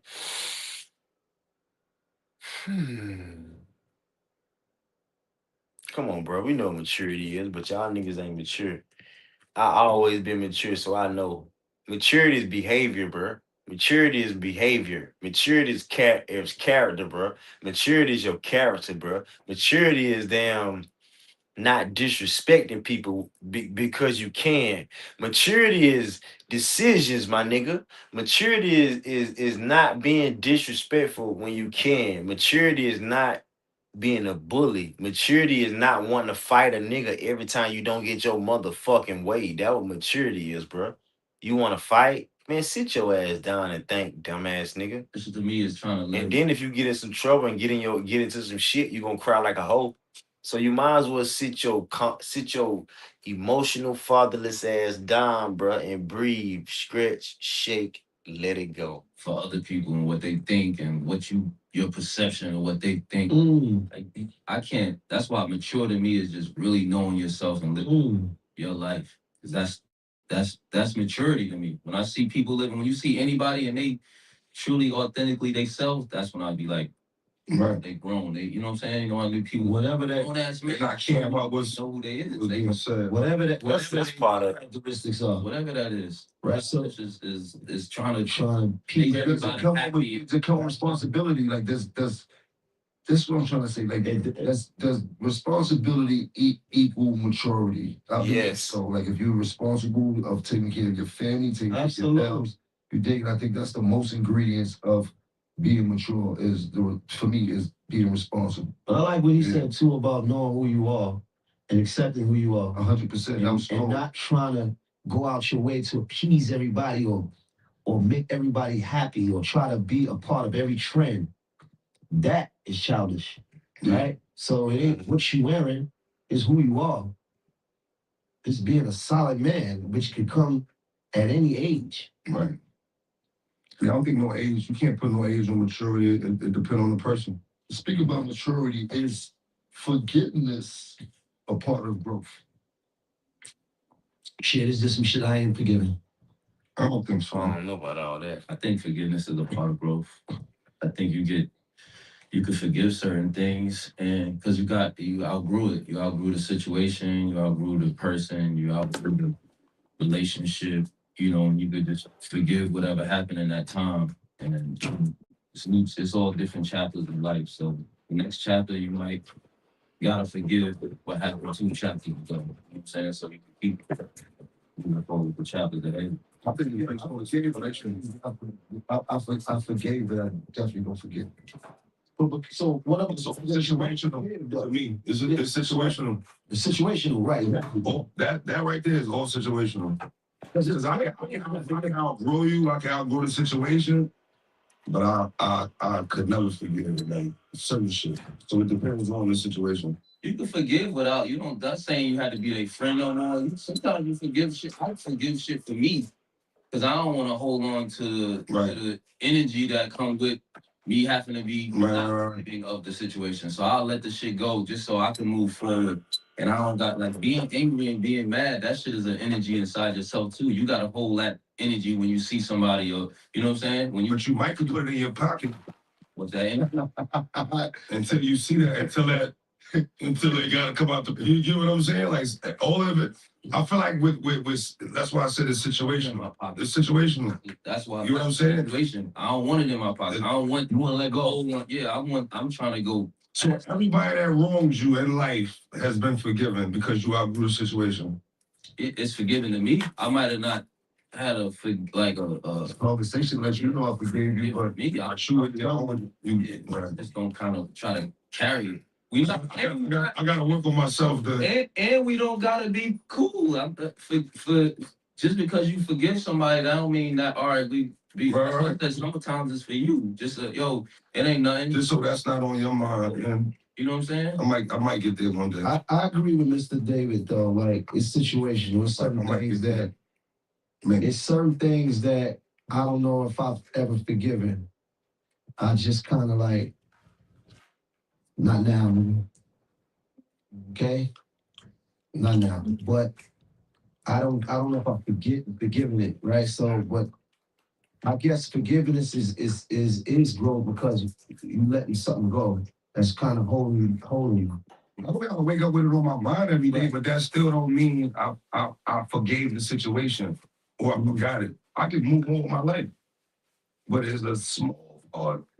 But in the back of my brain, it's like bump into that situation is gonna you for that. You know what I mean? Like forget, let that everything, but I have let a lot of shit go because of things for me to feel good about. Even but it's not worth it. But I haven't forgiven everything, but I've letting a lot of shit go. Like, so when you don't forgive something, are you not growing? I don't believe that. I mean, can you let some shit go without forgiving? That's what I want, because I feel like I'm yes, because I've let shit go, but I do not, because you listen. It's a choice. Forgive somebody and then choose to not pursue whatever punishment that you set off on them. Okay, right. So it's like I choose not to address that. I'm gonna leave that alone, but I don't forgive them. I just choose to stay the fuck away from them. Right. And not have that energy a part of it. Right. Just leave me alone. I'll leave you alone. Right. But I just don't want to fuck with you. So, but is that holding you back though? I believe possibly is on your mind. So, because you're gonna revisit that situation every time you even say it's a person. Every time you see that person, you're gonna have that energy in you.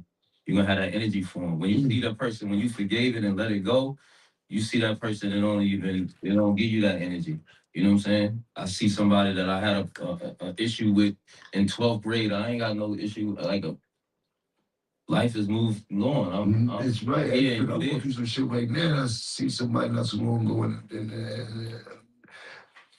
I'll be trying to like. What, from the 12th grade? Talk about it. What happened in the lunchroom, bro?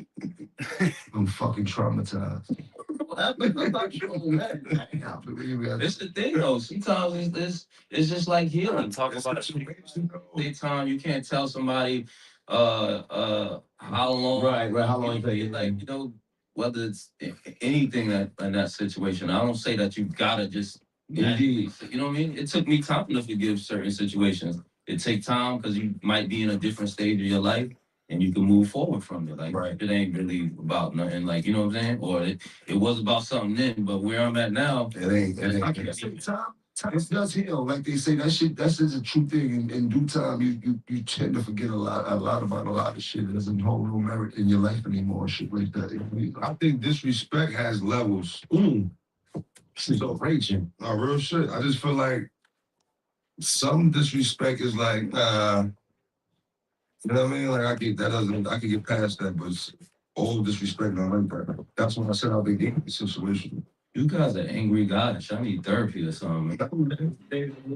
You and Dave, I thought I had. Y'all out here talking and acting like nobody never played or violated or did nothing that y'all can't That you just like, oh no, it's all good. I'm not there no more. I ain't lying. That's how the combo sounded right now. That's not what it sounded to me. I said from the door. It's just certain shit. I'm just not forgetting. I'm not angry. I can't forget. I felt like you said I gotta maturity. get better with that. You said maturity is knowing your stuff. Pray more. I need to do more prayer. I know myself, and I understand that it's just certain things that I may not let go, but I choose not to pursue them. So I think that's the same thing. Yeah. Like those two together, you think not forgiving is mature?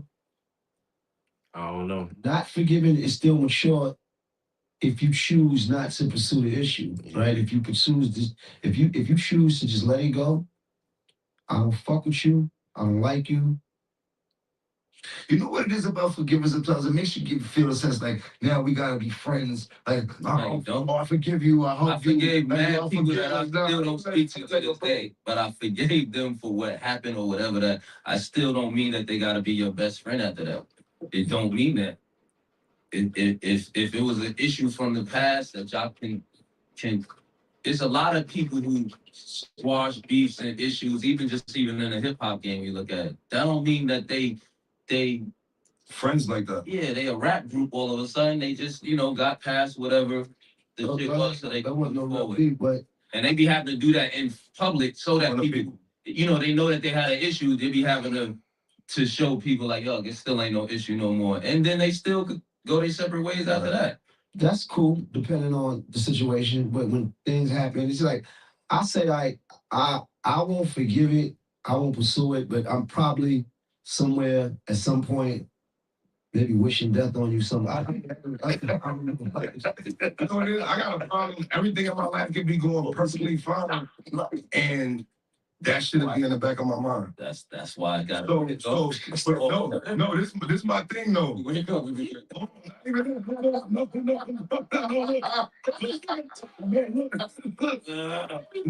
Is this if everything else in your life is in order, all your responsibilities, everything you handling, you mature, but you don't forgive this. Does that make you immature? Nah, it just doesn't. You need time to get over it. Everything else is handled. Yeah. Trying to get over it though. Everything else is handled as a man, but in the back of your mind, you still wish you could. It's old shit. You know what I'm saying? You ain't gonna do it. It's old. So there's no time limit on nothing till you die. I ain't lying. I hate when you talk about that shit old. I don't like that shit. And like it don't matter if it's old or not. That's just like a bitch gonna fuck with you, then gonna fuck with another nigga, and then talking about she back in your goddamn face, talking about that was a long time ago. What the fuck that mean, bitch? You can't do no disrespectful shit or violate or cross the line ever in life and think your ass can come back. Certain stuff in life your ass can't come back from. And I'm the nigga that you can't do certain shit to and think your ass can come back. Hell fucking no. You can't do that with me. I'm a nigga that you can't disrespect and think I'ma re-respect you. You think I'ma re-respect you after you done disrespect me? Bitch, I can get another person. That go for anybody and anything, bruh. You crazy as hell. Hell no. Cause you knew better. You knew not to do that shit. Well, now your ass know not to play with me no more. And then put it like this. How long we known each other? Okay, cool. 15 years. Holla at me in 15 years and then ask me that question. Like, so I realized with people, a lot of people wanna a lot of people wanna disrespect you with no fucking consequences. A lot of people want to do what they want to do and do the wrong thing and dodge consequences. Ain't no if you ask a person that done something very wrong and got away with it, and then they kind of got caught, and you be like, okay, what you think your punishment should be? It's like a child, right? If I'm the parent and the mom right here, okay, y'all fucked up, y'all in trouble. What you think your punishment should be? You should say a fair punishment, a fair consequence deal. Man, you will realize that most people, they don't want to deal with the goddamn consequences, bro. So you gotta let people know that they can't motherfucking play with you, bro. If you don't see in life, you gotta teach people how to treat you. If you don't teach people how to treat you, they'll run all over your motherfucking ass. And I'm at the point now, I'm teaching motherfuckers how to treat me. You know what I'm saying? Even when it comes to bitches. Bitch, you was already borderline a hoe when I was fucking with you. You think you finna fuck with somebody else and then come back and fuck with me? You think you gonna disrespect me and then come back in my face? You think you even with your mom and daddy and family, you think you gonna mistreat me and disrespect me and think we gonna be cool? You think you gonna talk behind my back and then come back and talk in my face? You can't do that. I'm a nigga that you can't do that with. I couldn't do what I want to do that was wrong around you. So what the fuck make you think you can do the wrong thing to me? I couldn't do the wrong thing to you. What make you could think you could do the wrong thing to me? But guess what? Guess what people are doing in 2026 and in today's world? Doing wrong to your ass, and as soon as you do something wrong to their ass, they can't take it. So why the fuck you doing stuff in life that your ass can't take? Huh? Then they be looking stupid. Why you doing shit in life that if a motherfucker was to do to you, your ass can't take it? Until you leave. My last question. I'm not wishing death on nobody walking the earth. No. Hey, man, hell no. I don't wish death. Oh. They all got different views about that. No, you told me that's what you went to wishing death. I don't wish death. I don't wish death. You No. know, like they praise for that. Like, I don't want to wish please take this man like Rick other deserve to be there. Bring him back. everybody deserves a fair chance to live. Folks. I ain't wishing death on nobody. Did you follow me, boy? They did pass away. I mean, yeah. Pop some shit. Be honest though. Some bottles might pop. Everybody, You might celebrate. I'm gonna shut the fuck up because y'all gonna be honest. Y'all don't have to be out here looking crazy. Was it anybody Some bottles might go up that that you day. ever had a problem in your life and then something? You know what? They're gonna ban me at some point. Something happened, I'm like, and you was glad that it happened to him. Who's deaf, but he ain't never been a hater before. In his life. So you see how the type of shit like It's not- That ain't no hater though. this is the shit that people It's not watch. mad. It's not that. You never hated, but you wish death. 6, 7. 6, 7. That ain't the same thing. What I'm saying, so you never celebrated Yo, at hearing of something happened. I have. You like, oh, word, yes. No. Somebody read the next question, bro. What community am I offending right now? Bro, All right, this please. let's not talk about the good Everybody heard a nigga die, niggas. Yo, you heard the news? What? Yo, you heard the news? Yeah, this Nigga, did you hear? I've been through shit. Let me just leave it alone. They killed Black up. Yo, Yo, yo, yo. stop it. Yo, Look at stop. Kobe, I don't want to chill, man. leave it alone. Just leave it alone. Chill out. Getting real dark up there, man. Yeah, that's Chill out, man. Chill. all right, please, just leave it alone. Just leave it alone. Just leave it alone, please. Okay, do you owe strangers respect, or is respect just a courtesy that has to be earned? I think respect is all in the. First of all, there's some good ass questions, bro. I get that to them, boy. So boom. Respect is earned, but everybody should show respect. Like people don't even know. That's why everybody killing, because ain't nobody respecting everybody. Like you should automatically respect everything and everybody.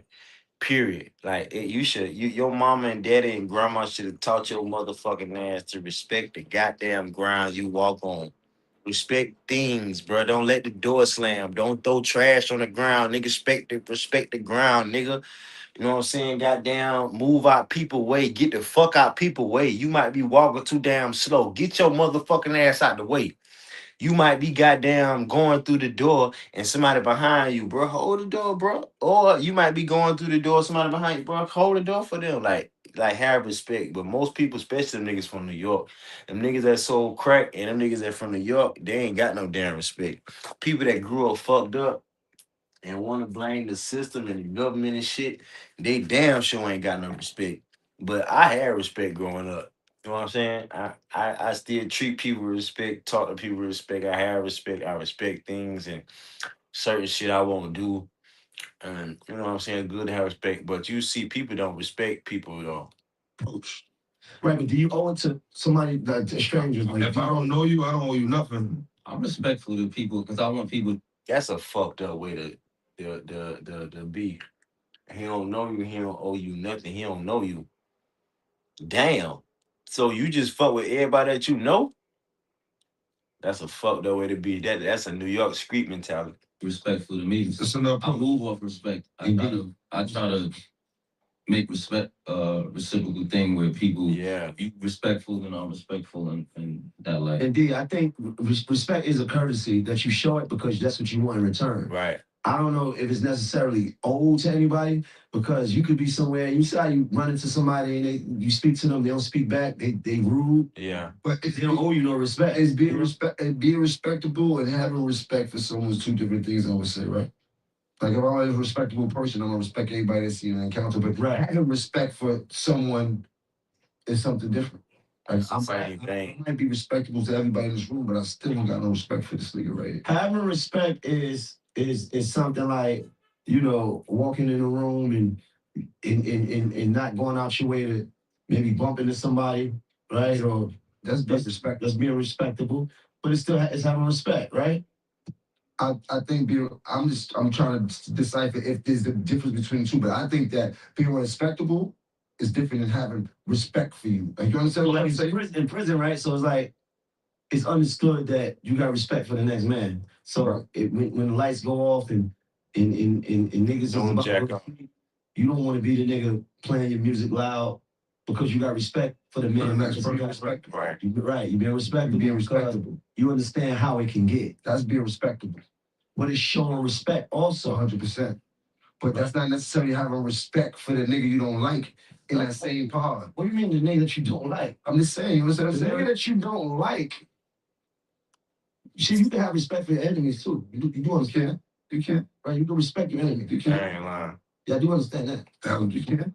You like you understand that y'all don't see things eye to eye, and it might be See, I'm glad he Like a situation. because niggas is so disrespectful that they disrespect their enemy. Like niggas so disrespectful. It's so much disrespect going on in the world to niggas just disrespecting everything, and then certain niggas is killing and niggas getting killed and niggas getting killed and niggas losing homeboys and they crying. And then they don't realize your dumbass was disrespectful. That's why your motherfucking people dead as hell.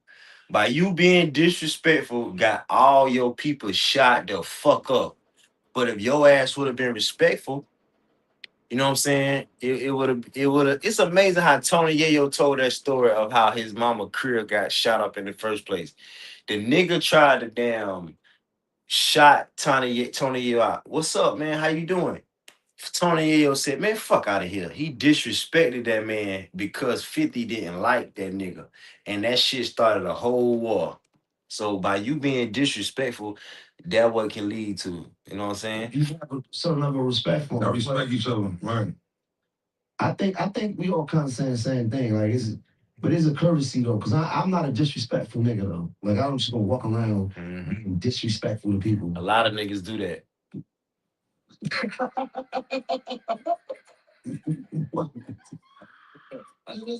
You said something. It was something. It was like a little sound.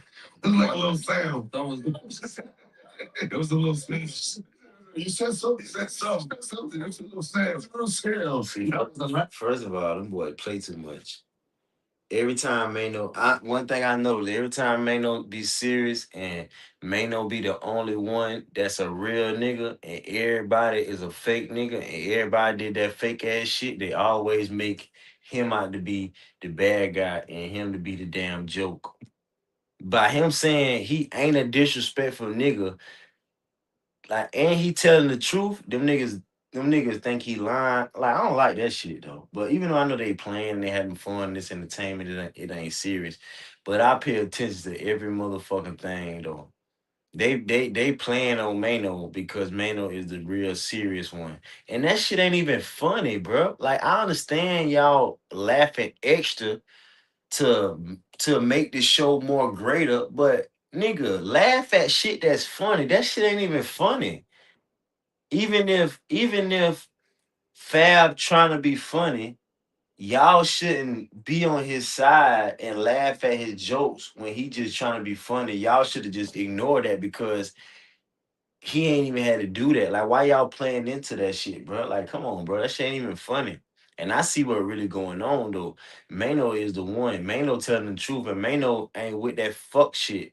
And he ain't got no experience of being a fuck nigga. And a nigga think you think everybody used to be a fuck nigga? You think everybody was a fuck nigga? Nigga, everybody wasn't no fuck nigga, boy. Some niggas, you think everybody was raised in the fucking project? You think everybody was no, bro?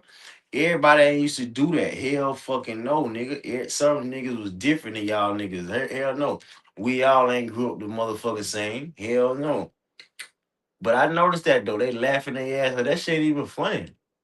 Tell that was like a statement. Nah, I'm saying I don't walk around being, you know what? You mean valet, man? I don't know.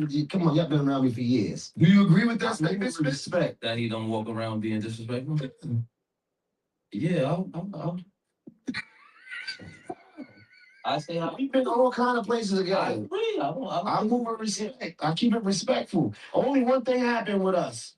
With who?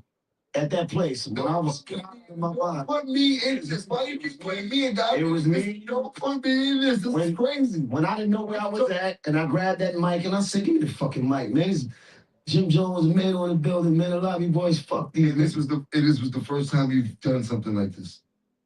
That was a crazy night, man. A crazy night. But I just want to get everything on the record because you said a lot of things on the record tonight. You said you've never hated in your life, but then you said you wish never. You're not clear. You're not clear. You said you've never hated since you were 15. 15. All right. Okay. I stand on that. You want to. What happened? I just want to get everything on record. No, put it on the table. And he admitted he hates to this day. He's hating right now. Right. It just what happens to be. All right. Cool. And you insecure. And you emotional. You a hater. You insecure. And you emotional. Ooh, woo, woo. Boy, that's a hell of a goddamn compa motherfucking nation, boy. That nigga is a hater. You emotional. What else? What else he said? Oh my God. You emotional and you insecure, nigga. That's borderline faculty, boy. You got some fucked up ways. No, but what? Put my glass. No, leave it alone. Forget about it. What space? We good though?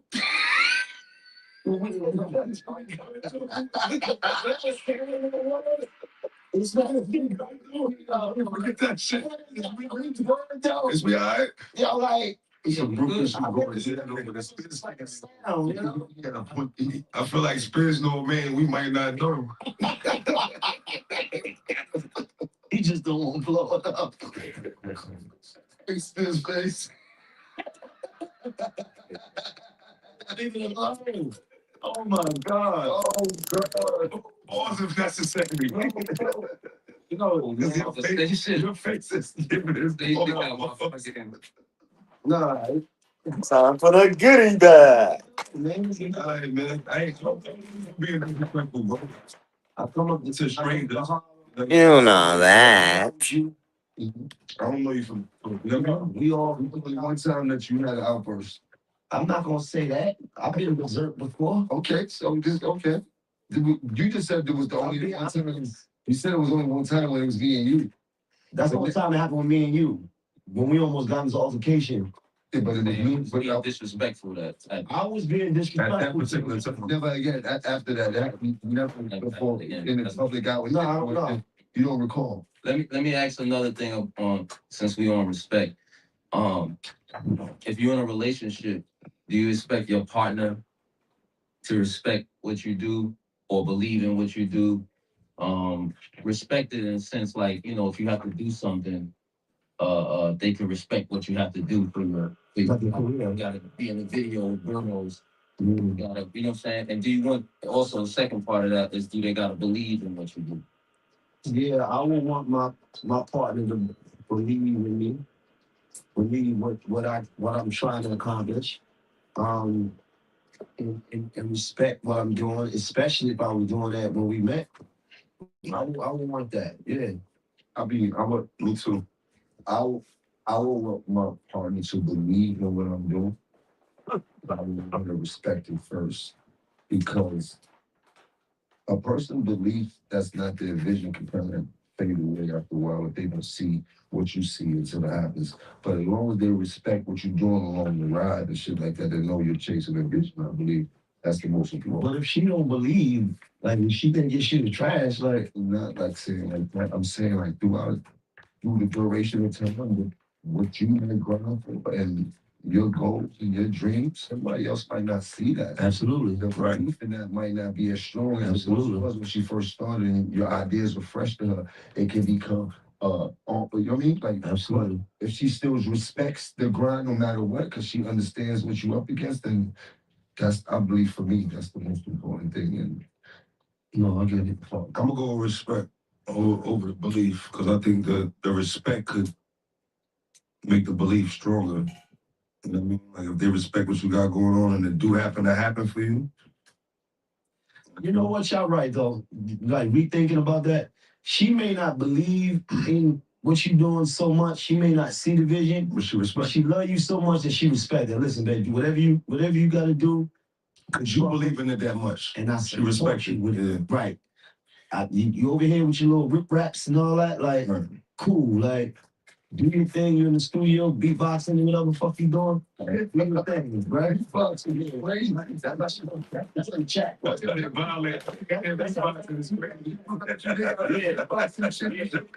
beatboxing. I know that nigga. That's in the chat. Trust me. Put a nigga beatbox. Trust me, that's in the chat. They probably gonna wrap that studio shit up, man. Plus, I mean, she doing the beatboxing. Nah, she don't respect me, bro. You're in the chat. That beatboxer here. Anytime you pull up. I don't know, you the joke, you the beatboxer. You the beatboxer. You bring the beatboxer, what you do? But I'll be it over there. And your motherfucking girl Chris used to say on Love and Hip Hop, nigga, you ain't making no damn music. Talking about you in the damn studio to 5, 6 o'clock in the morning. Yo, Chris was saying the same shit to you. Nigga, you ain't doing shit in the studio. You talking about you making music. You ain't making a goddamn thing. So don't laugh too damn hard, bro. It's beatboxing. Whatever it is. Whatever it is. And that's love. I respect that. Yeah, I'm gonna respect over belief. Yeah, that's what's up. I think I want my partner to just believe in me. Like they might can't believe or don't believe. You know, where you coming from to where you saying you want to go. It might be hard for them to see. That might be just go what you're doing. You know what I'm saying? But if the person believes in you, they kind of stick with you Right. to whatever. Regardless. You know what I'm saying? So I it's kind of with the same thing in what y'all saying is that I want my person to believe in me. Mm-hmm. You know what I'm saying? What I do from there, they just gotta support that.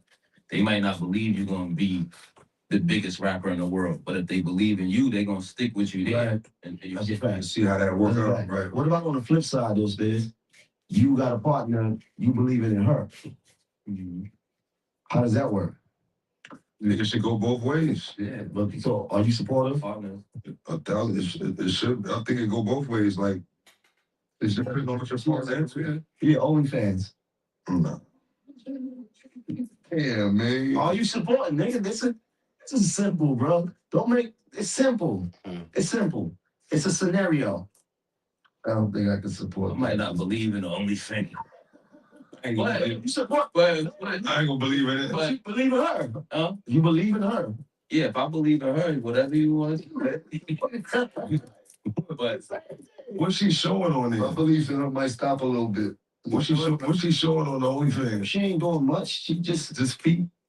Yo, you know it's also people on OnlyFans. Shoulder, Right. That's Like what they I'm just saying. go up there and just be. Right. She's I on don't know who subscribes to this and pays to see, but some people just go up there and post pics of their dogs and like. Gotcha. I swear to God, You didn't subscribe. I see some shit you could have seen on. niggas just be on there fully. They like, gotcha.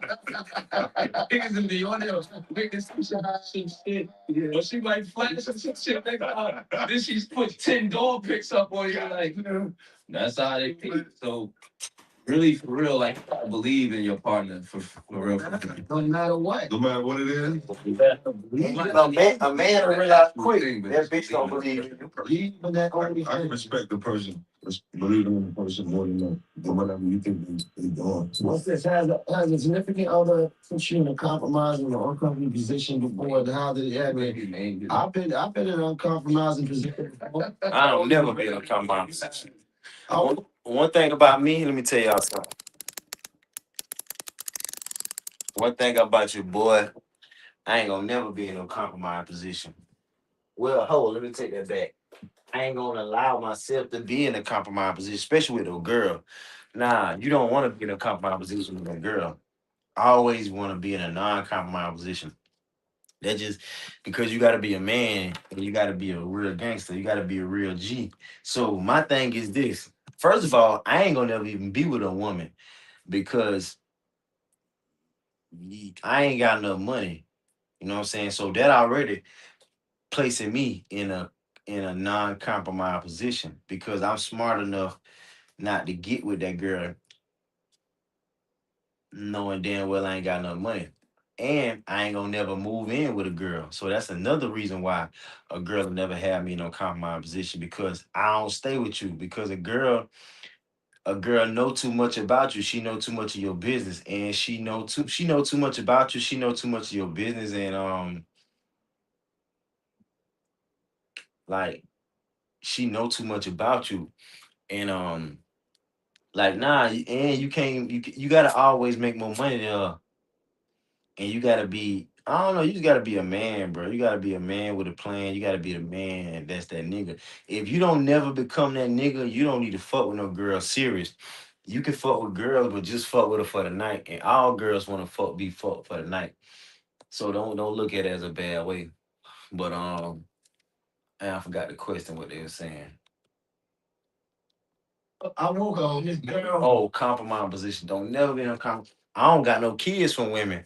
And that would keep me in a non-compromise position. When you got a child by a woman that damn have your ass nigga, she gonna have you paying, she gonna have you stressed out.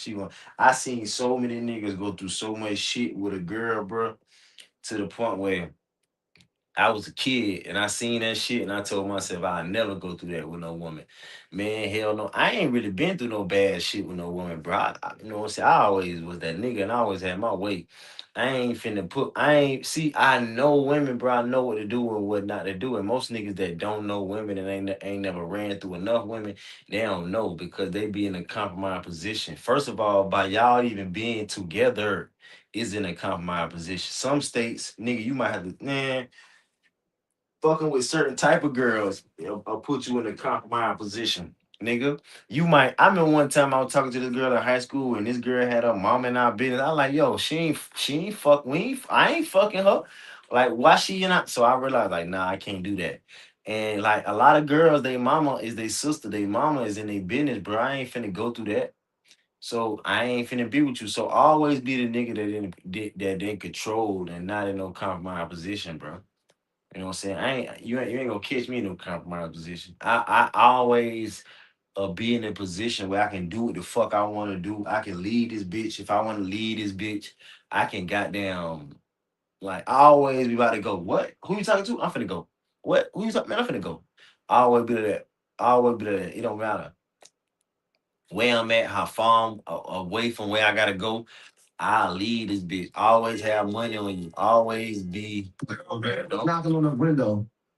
Right? So check this out. I'm laying in this girl house. In her crib? In her crib. oh shit. Right? And that's all I hear in the morning. And the girl like waking me up. Oh my God, get up, get up, get up, get up, get up, get up, get up. And rushing me into her kid's room.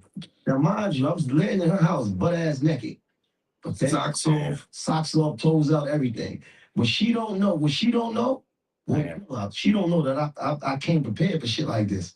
So when I'm grabbing all my stuff, I got the grip. So I go into the kids' room, I'm stepping on toys and shit, trying to get dressed, trying to put everything on and shit. So I sit down on the bunk beds after I'm dressed. Sit down on the bed after I'm dressed. I'm in the room, nigga. I come in. Was the kids in the room? No kids. The kids was at school. All right, but this is daytime. So keep this in mind when you're grieving. Always going to school day, right? So I hear a boy come in, and I'm just sitting in there like, damn, all right. So I don't know how long this nigga gonna be in here, but I already know my car in front. If he come in here, I'm just gonna back him down. I don't want no smoke. Just take it up with her. Let me get out of here. Bust it up back with me. Let me leave. Take it up with her. Right. So he I don't know if he came and chilled for a minute, dropped some money off, or I don't know what he did. He was only in there for like an hour. I was in there for an hour. In the kids' room? On the bunk bed? I was on the bunk bed, standing quietly. What? That nigga in the top bunk. That nigga in the top bunk. I got smoking stands on here like you can break it in the sniper for the top bunk. The sniper for the top bunk. That nigga like he come in. I'm a man. Yo. Bradley Cooper, this nigga from the fucking top of this bunk. I'm in this room. Nah, I'm not gonna do it. I'm gonna back him down. Right. Bunk bed is right. Right. I'm in there. Always making fun of nothing, man. Okay. Solid hour. So now I hear movement now. I'm saying, all right. So now I gotta get ready. I'm saying like maybe he heard something. Maybe he know I'm in here. I just need to get to my car. I heard footsteps coming, so I get into position. I'll point the grip to the door. Listen, I already got my speech ready. Listen, nigga. Take it up. Let's not make this something. You don't want to do this and you don't want it done. Trust me. Okay?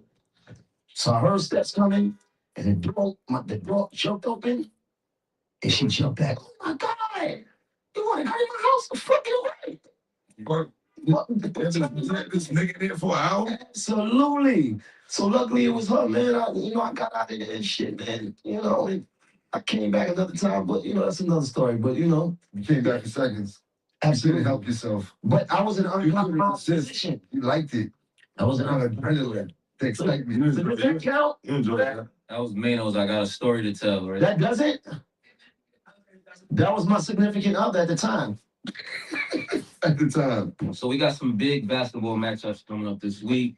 One, of course, is the Lakers going to Cleveland to play the Cavaliers. It's LeBron's kind of homecoming. You know what I'm saying? Everybody knows LeBron is from Cleveland. Right. How y'all feel about, LeBron's game when he go back home? Is it going to be more or less? Is he going to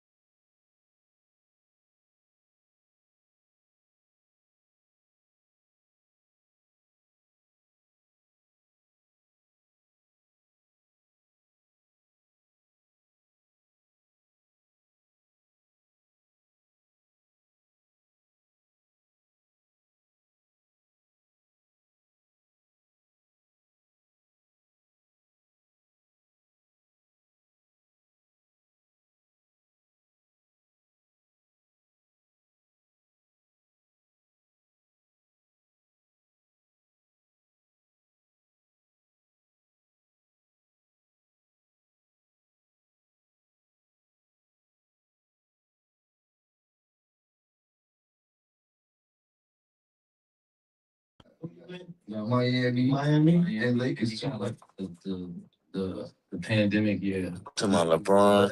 LeBron playing Cleveland. And he got No, he gonna show out. Have a Yeah, good game. Everywhere you want. That's kind of dope. That's heavy. But that's my point. So he even got more of a reason to go crazy. With Luka, yeah. 72 games is crazy. Yeah, he balling. I think with Luka, I'm the whole game. Yeah, I'm gonna definitely go more with him, and I think just him knowing that he's back in Cleveland with LeBron. You get what I'm saying? It's gonna be high energy though. I think the energy just hit 30 though on I'm gonna go more, and if he already in that motion right now like that, scoring like that, I don't think nothing's gonna change it. Yeah, I think he could definitely do 30 or more. I think it's really gonna be between him and LeBron. You know? Yeah, it's gonna be this show. Piece, you know what I'm saying? Yeah. I definitely think he gonna make sure LeBron is in the game as well. Right, yeah. You know what I'm saying? And Luka kind of get his, and just in the flow of the game. Different. Luka, like he gonna get different. Problem. He definitely do 30 on a slow night. Like Luka nasty. Yeah, that's right. That's right. He go crazy. That's not gonna be a slow night too. That's gonna be high intensity. 100%. So he definitely ain't no slouch neither. But that's what's gonna make it, because they gonna be going hard too. Yeah. Can I place my picks now? I like how you're talking. Can we do it now? Luka for the more. And LeBron for more. I'm going Luka and LeBron for more. You going both? Is that more? I'm gonna definitely go on Luka for more. I'm gonna be smart. I like Donovan Mitchell, but I'm definitely going less from what he's been doing for the past couple of games. On what? On threes? On threes is more than 3 threes. I'm gonna go more. You think he's gonna do more than 3 threes? Yeah. He just what we were saying based on the energy of the game. Yeah, but when the energy and the ball is different. Yeah, I think. You know what I mean? I think knowing that LeBron is coming in there and Luka, the Lakers is coming to Cleveland, he got to hold that down. That's a big game in Cleveland, and he's the star in Cleveland too. So I think, and you know what I mean, shooters gonna shoot, so he gonna when they in a slump, they told him to keep shooting. And he the star on Cleveland, so that's the way he's shooting up the slump on his game. But he gonna have to perform. Yeah, he got to. I think he can do more than 3. He gonna go more. I think he'll do more than 3. With the less. I'm gonna go with the less. Yeah. Yo, tomorrow night we got Brooklyn out in Denver. How y'all feel about that? I'm always for Brooklyn, bro. But yeah, it's a hard game. Yeah. How that's looking? Yeah. It's like you want to go with your home team, you want to go with your town, but it's the altitude, the air a little different. Yeah. They gonna make it hard for us, But I mean, look, Brooklyn, I love you though. Love ain't gonna get him. Love ain't gonna get him. EK spirit. We're open to EK spirit, but we talking about NBA now. Denver? So y'all that's something that we can't control. He get different when it comes to basketball. Yeah, I don't even want, but I'm going smart pick. Who would you pick? I'm going Denver. You going with Denver? What about Denver? Smart pick, Brooklyn. Yes, man. I like that. But at the end of the day, like we talking about, if I'm going to jump into the fray to make $1, goddamn right. I'm with you. Yeah. 6-7. Yo, make sure y'all download the PrizePicks app today and use code LET'SRAP to get $50 in lineups after you play your first $5 lineup. That's code LET'SRAP to get $50 in lineups after you play your first $5 lineup. It's good to be right. The way you make income embarrasses your child or your sibling. Do you stop or you teach them how to do it? You gonna respect it, you gonna get it yourself. Can't stop. Fuck. Nah. You gotta. I disagree. Hold on. I disagree. I first of all, before I even speak, I feel a whole different way about kids than most people do. I'm for the motherfucking kids. I'm for the kids and shit. I don't think nobody is for the kids. If you think about it, ain't nobody for the kids. Everybody for the parents. So if a kid fuck up, all the parents will stick together and be on the kid's ass. But if a parent fuck up, who is there to protect the child? Is nobody. So somebody got to be for the victims and for the kids. So I think me personally, if I was doing, first of all, Like people need to really, really, really, really think before they have kids because kids, I feel like, is the most important thing on earth. Kids is the most important thing on earth, and I think we should be taking care of kids, and kids matter, and we should put their perspective in order. And and if you don't, and if you want to choose something over a child, I feel like you need to tell the child that truth so a child can make the decision when he grow up. So what I mean is that if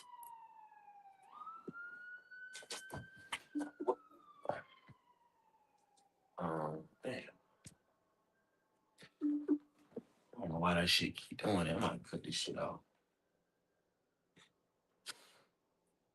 So what I mean is that if your child say, okay, dad, I don't like Steve Harvey said on a comedy set that his kids they didn't like the jokes that Steve Harvey is saying about them. So Steve Harvey say, man, you see all these cars outside, you see this big ass house you stay in. I bought this shit off of telling jokes. Like I ain't gonna stop telling jokes just because you feel some type of way. And I feel like that was wrong to say to a child because you hurting a child's feelings to make some money. So I ain't never wanted to be in a situation where I would have to hurt my kids to provide for my kids. Like I think that's ass backwards to me. Like I don't wanna hurt, I don't wanna like can you imagine a parent hurting a child feelings by dropping a kid off at the daycare, but you telling the child I gotta go to work to pay the bills.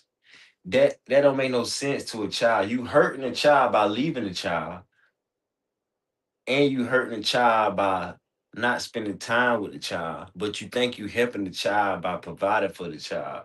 Like that's ass backwards. So I think people need to think before they have kids, because if everybody was to think before they have kids, they would have thought of the life they would have while they have the kids, and they would have thought of what the fuck they'll be doing while they have the kids, and they'll have thought of who the fuck they'll have the kids with, and they wouldn't have all these goddamn problems. So me, I if I had a no, I wouldn't can't even say me because I ain't that'll never be me.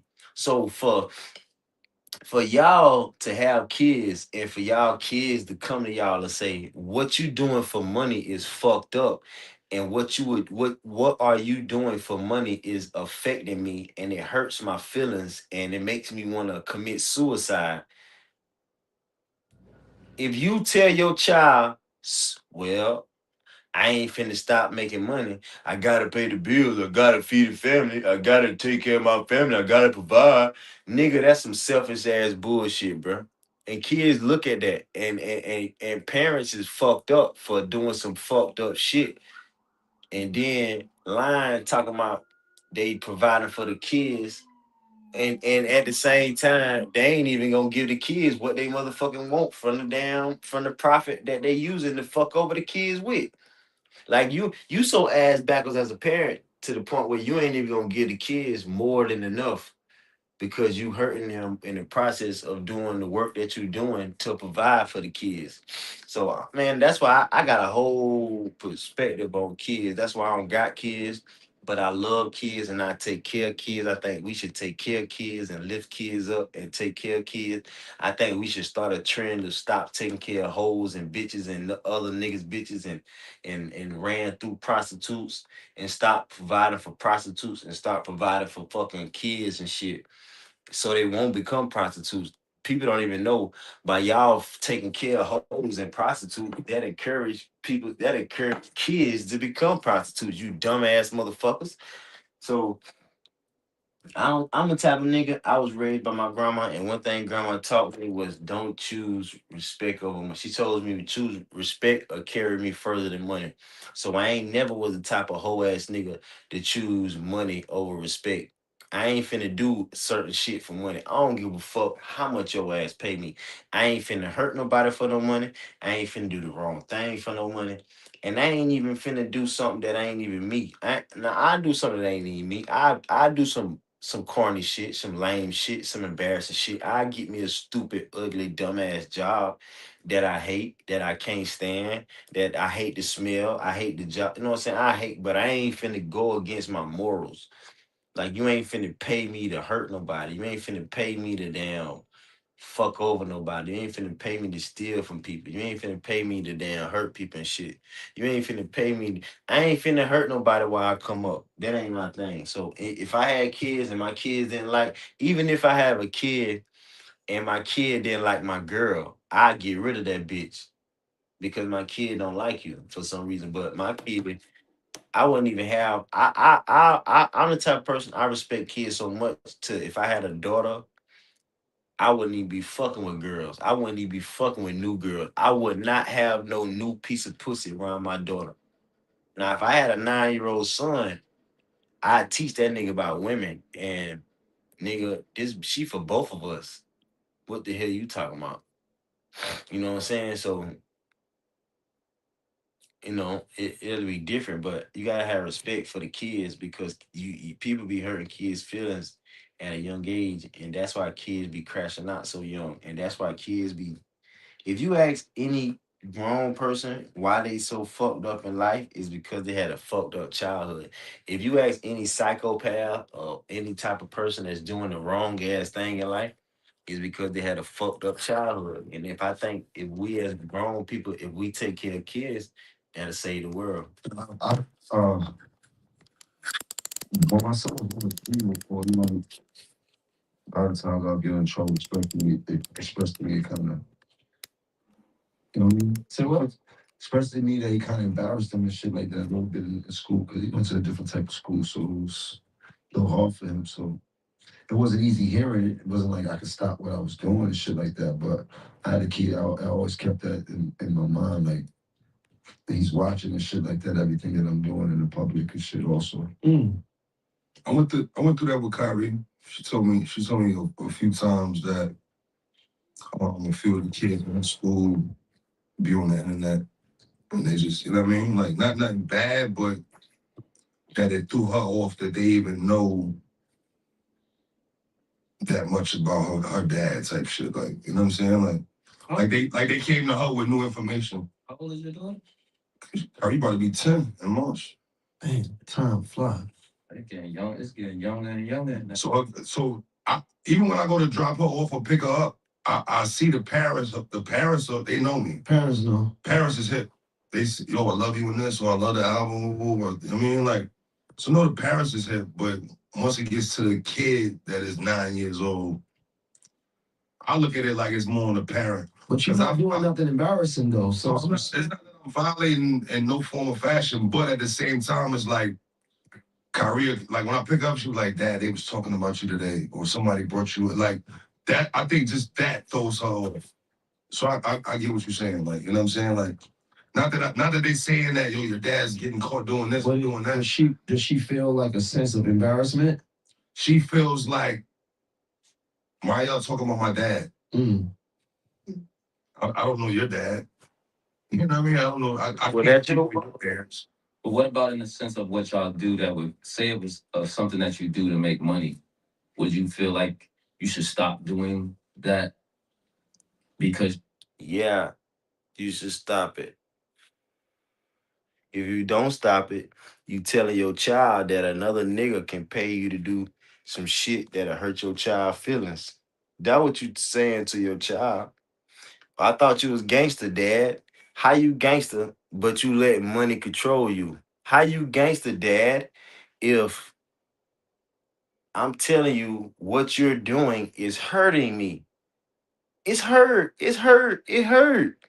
And you say, well, so I don't care if it hurt. I gotta make some money. I gotta make some money. Nigga, you know how much that hurt a damn child, bro? You know how much that motherfucker hurt a child, bro? Before I hurt a child, I won't even have one. Dog, I told myself. I told myself before I hurt a damn child and bring a child in this fucked up ass, fucked up ass, fucked up ass, fucked up ass world around these fucked up ass people, I might as well don't even have one, bro. Cause I think that's selfish as fuck for a person to want a child, knowing damn well you can't take care of the child, and know damn well you gonna hurt the child in the process. Cause the child wants your undivided attention and want 100% of your 100% of you. You know what I'm saying? So that's just real shit.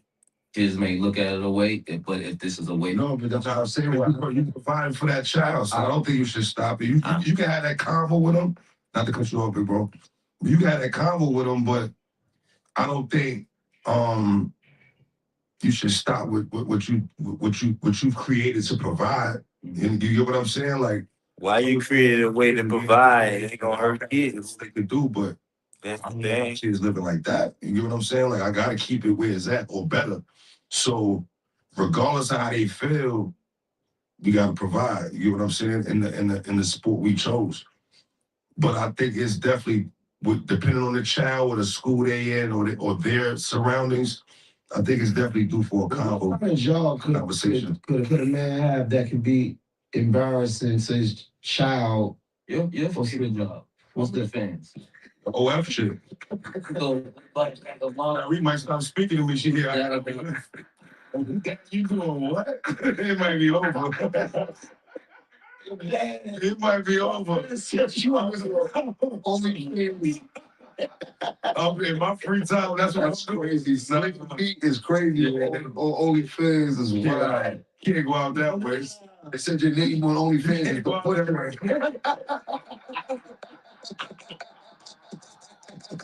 The butcher. Yo, go out that way. Nah, there's a lot of ways to go out. You can't go out that way. If that's paying your bills, you out there being a stud. That ain't paying mine. Still, We're not doing that. do you stop? Do you stop that off? Do you stop? This is my thing. That ain't my thing, but the butcher. I said butcher. This is what I feel, right? Not to be confused with that thing. This is crazy. This is my thing, bro. I don't knock nobody hustle. You heard? Like that. I wasn't raised to knock a nigga hustle. So if that's taking care of your lady, your Nah, kid, that ain't what we talking about, nigga. Shit. No, we talking about you. I already said I don't agree to that. No, but if hypothetically speaking, Fucking OnlyFans. None of us got one, but it's You don't feel one, you should. no, absolutely. We're questioning if you have one or not. I'm thinking alias name. I can see you. Alias name and his name is. I just I'll be honest. I thought about it. You might be old. I'm saying, hypothetically speaking, if you was doing a job that might have been embarrassing to your daughter, What's embarrassing? was she coming back and saying that? Oh no, my thing is, she wasn't embarrassed. It was more like, I think it was just more like, why are they talking about my dad in school? Like, you know what I'm saying? Like, I know you famous, Dad. I've been out with you. Kyrie done been on my shows. She been out. She know the vibe with me. But it's still like, all right, that's your world. When I'm in your world with you, cool. Why are they in my school when you drop me off in the morning? Why are they kids bringing you up? I get that. So I think it was more of that, like a shock, than an embarrassment. Because there's nothing they can really say bad about. But that's not nothing that you would stop doing. Like, Spears, like, if you was doing a job, like, I mean, because I was like, what kind of job could you be doing? That's when you said OF. So if somebody was doing a job like that, and their daughter or son or niece or sibling say, yo, you out there doing that, man? Well, you out there fucking counting. What that bring? What's that bringing $1 million a month? Saying, what if that's bringing you money? What if you making $1 million a month off that? Yo. And you the butcher. Yo. Nigga count the butcher. That nigga might be like, my daughter can't eat no books, dog. You know what I'm saying? I just gotta get books, dog. I said it best, nigga. My cousin used to. So on a different side, like on something that could be like really personal to y'all, like say how y'all have had a weed collab, you know what I'm saying, or like a weed brand, Right. and what if somebody was like teasing your kid, like, yo, your dad sell weed, or you know what I'm saying? Would that how would you handle something like that coming back to you, like where your son or your daughter come to you and say, yo, they say that you sell weed and stuff like that. But, you know, like niggas have had weed collabs. Mad collabs, right. You know what I'm saying? So that could be something that they That's look yeah. at, and it could be. That's a good one. But what you want to do is you say, Daddy. Now you know what? They said that you selling dope. Now look, I still so look, Baby, I'm selling hope. I'm selling hope. I'm saying not rich. Man, to the girls, Do you sell drugs? I still hide that I smoke weed to my daughters. Nah, I get that. Hell yeah. You think hell yeah. I think they have. They smell You it. think you hide. But I don't. try not to respect them. I don't want Absolutely to nothing in front of them. Absolutely not. You know what I mean? If I see them run up to me, I put it out. Yeah, absolutely. I don't violate. That's what you're supposed Now my son, he's 16. Jay done seen East. He seen my name on. He didn't. You know what I mean? So I gotta keep it a buck with him. Yeah. You know what I'm saying? My son was 7. I'll be real with him. Who told him teachers my daddy and my mom's smoke 5-5. But they be watching, bro. That's why I don't play like that in front of them girls. Like I don't. Jay, like it was more like, all right, this nigga growing up, he might catch a nigga in the bathroom here, there, or you know what I mean, he see me. The girls, I'll be still to this day. I'm conscious of that. I don't, and they might smell it. You got daughters, you're always gonna be like, I'm conscious. They respect the game. You smell me like that. I'm conscious with that. You got it. Yeah, I think I don't. We could be on vacation. Yo, bring them in the house. But you know what I mean? Like, I don't violate. But looking at what he said as a scenario, and you out there selling, well, not selling, but you got a weed strain or whatever. I'm gonna keep doing them weed strains. Right. If that's making money. Right. So you won't stop. Some shit I learned, and I'm not as aggressive as my parents, but it was certain shit my parents was on. We had to just mind our motherfucking business. That's as the child. Yeah, you can mind your business as a child, but still though, like you still can have respect for kids. I think, especially people from the old school, they ain't had respect for kids. They ain't give a damn about the kids, bro. They ain't give a fuck about having respect for the child and shit like that. But you gotta be mindful of kids and you gotta be respectful of kids. And then you gotta have kids in a kids environment. You can't have kids in an adult environment and expect kids not to be tuned in to what the fuck y'all talking about. Because a child like you and he adore you and he looking at you, of course he gonna be involved. So you need to have your kids in a kid environment in the room downstairs. Like your house need to be big enough where the kids will be downstairs and you upstairs. You know what I'm saying? Or the kids upstairs and you downstairs. You gotta have y'all separated because you a kid. You know what I'm saying? We talking around adults. You need to be around a kid. Just like, we as adults shouldn't be in kids' business. Let them kids be involved in their shit. We mind our own business. So you gotta give kids respect. It might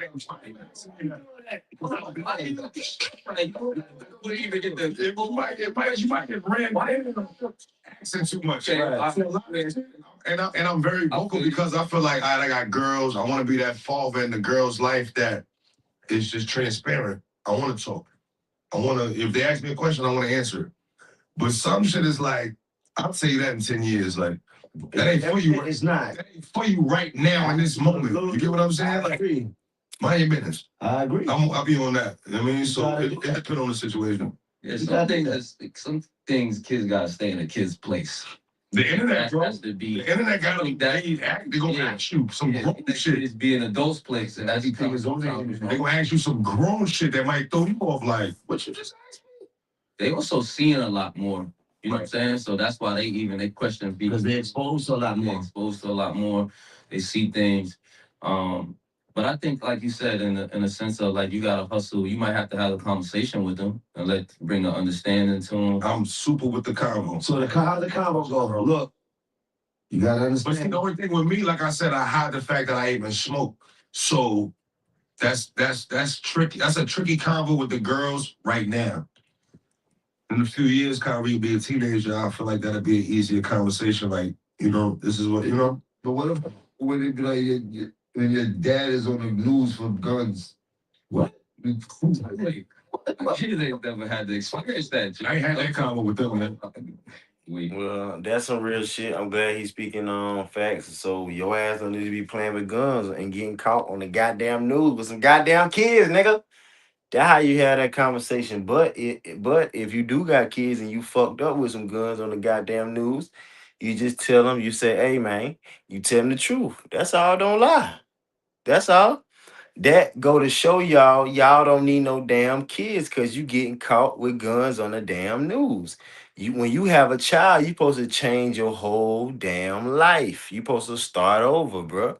You supposed to not be doing that shit, bruh. But niggas have kids too damn young. So if you fuck up, go ahead and admit you fuck up and try to change your life as the kid get older. So by the time the kid get 5, you should be good. You shouldn't be playing around. You should be good, bruh. You know what I'm saying? But y'all still want to be young and dumb with a child. And then, you gotta face the music. You gotta face the consequences. And most of them street niggas and hood niggas, they be trying to dodge the consequences, bro. If you on the news with guns and shit, you gang banging and shit, nigga, you shouldn't be doing that. That mean y'all niggas be choosing other bullshit, dumb shit over kids, bro. That's fucked up. What you saying? So imagine my son going to school and then the next morning he's on the news. Jim Jones, Joe got right. Is that embarrassing? I don't think. Is that embarrassing? I don't think that's embarrassing. Is that embarrassing? He was embarrassing when you go to an all private school and got 8 kids in the class and you spending all right. It's a different type of demographic when you go to. And nobody else parent. That might be got that on the man's conversation. That might be hard. Like, look. You asked me about what I do. Understand? If you see anything in it that's just spicy right now, and we eating all this, man.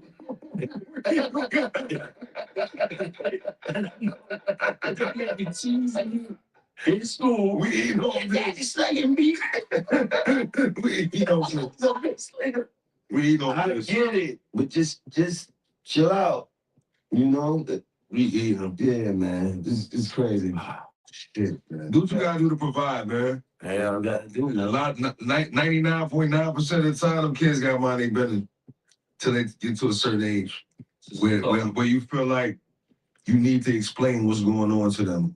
Until then, you eating good, you sleeping good, you got the clothes. I mean, like I'm holding it down. That's how I be looking at it. Since we talking about parenting, do you feel like dealing with your kids, have you ever had to be transactional with your kids for them to do something, or they act like if you just ask them to do something, do they do it, or they make you feel like, or you feel like sometimes I gotta give them something to do something like that? Well, I don't think me personally. If that was me, I don't feel like nothing wrong with Hey, bro, pick them shoes up, bro. No, first of all, you better do what the fuck I say. And I ain't even gonna be no, cause I used to talk to the girl with kids, and they love me, and thank God they love me, and thank God I love them. It was just so perfect, bro. So if I asked them to do something, see me, I was different. They did what I asked. And I ain't even the type they gonna ask them to do something. I'm gonna do it myself. But if this your room, you gotta keep your room clean. And I help you clean your room. I help you clean your room and I show you how to clean it and I show you what to do and I help you clean your room. Now some days if you fucked it up, nigga clean your room up because and then I teach them why you should have your room clean. You should have your room clean because it's a safety hazard. Nigga, you gonna fall and hit your goddamn head and then you gonna be able to play that goddamn game what you want to play. Boy, don't you want to play the game?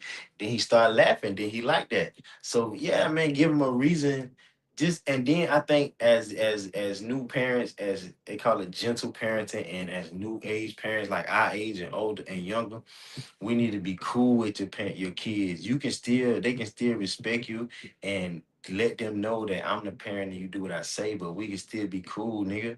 We on the same team. We friends. That might be sound crazy to the old heads back in the day, but nah, nigga, we friends. We on the same team. Me and you like brothers. So So me, I already will buy you what you need and what you want. And I ain't even had to give him money because he was kind of young then. He was damn 5. But when he was getting a little older, I went around, but then I would have started giving him money because when he get, you know what I'm saying, he getting older, he can be at school. And I would have started teaching him, you know what I'm saying, how to then I was started to teach him how to use a car. I let him sign my name when we pay. I let him press the buttons for my pen. I let him tap my card and show the process. But I ain't never used to pay him to do something because he did what I asked him to do, and I wasn't even used to asking him to do stuff like that. If I asked him to do stuff, they did it, and if they didn't want to do it, I would have like offered to pay, but I ain't never had to offer to pay because they did what I asked. But I could see myself. Oh, I don't feel like it, boy. Do that, man. Huh, I give you $20. I give you $40. Huh, I give you $5. Clean your room. I give you $20. You know what I'm saying? Huh, bro, go get that. I know you don't feel like go get that, huh? Hey, go get this out the car, out the refrigerator. Go in the room and go get my such out there, huh? Like anything that for my benefit and my luxury that I don't feel like doing, I pay him because I can do it myself. Like I ain't the type of person to use kids. A lot of parents be using kids, bro. I ain't that type of parent. I'm the type of nigga that'll do it myself. I can get it myself. I ain't gonna use no child to do something.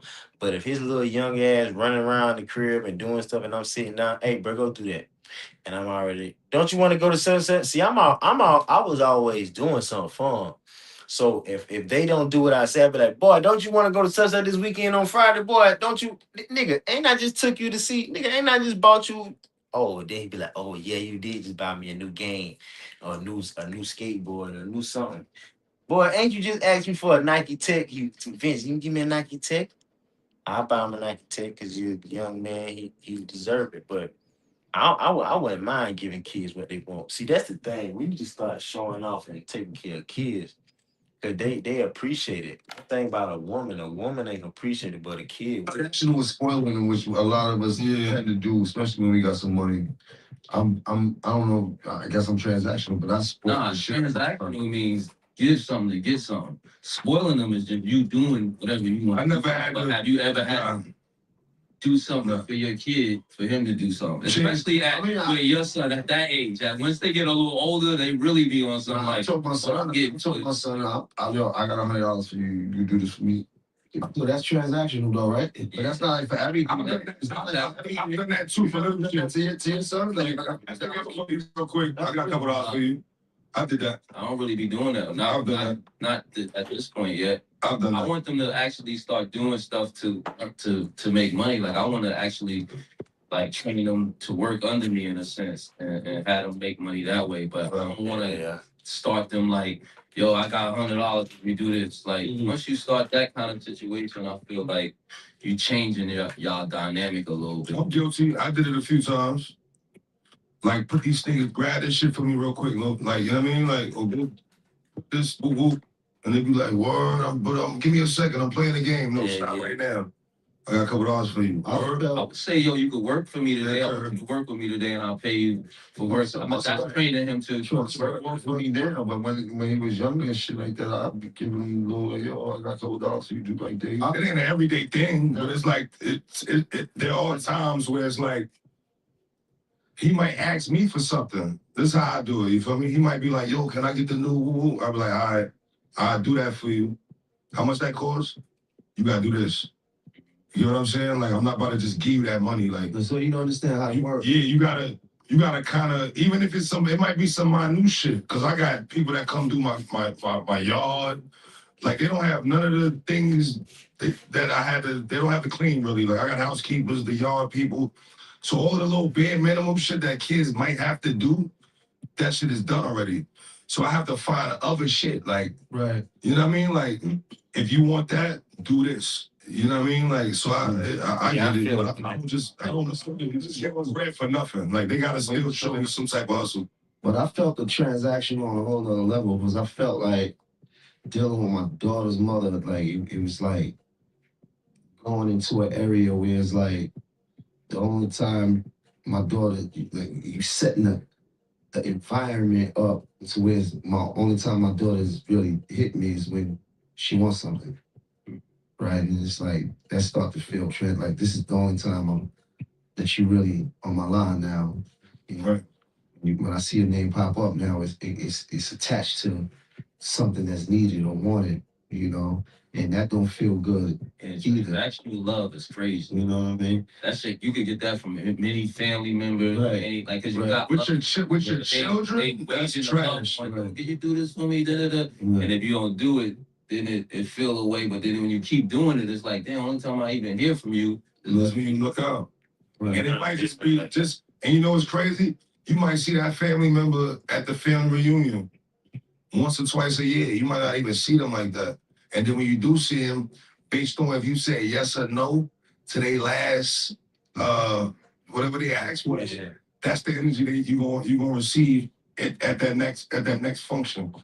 So it just be like, man, I mean, like, well, with them kids, I feel like they don't know no better, bro. Like and it's really more like What you don't know, but that's on the adult. what you presenting to them. you could be teaching them to not know. All They you try to think that's how they get You money. know. I believe that's transactional love too, though. Like, if you show me love, I show you love. But I'm not giving you money for your love. I'm not giving you money to be my friend. Like, Right. that don't make any sense to me. Giving money for love, what is that? That's prostitution. There you go. You know what it is, man? I always remind my kids, no matter how cool I am, Sex is prostitution. or no matter what. Yeah, y'all fuck that definition up just now. Y'all That's not the lobby prostitution. boy with that one. They fuck that up. Money for love is prostitution. Listen, I say so. I always remind my children.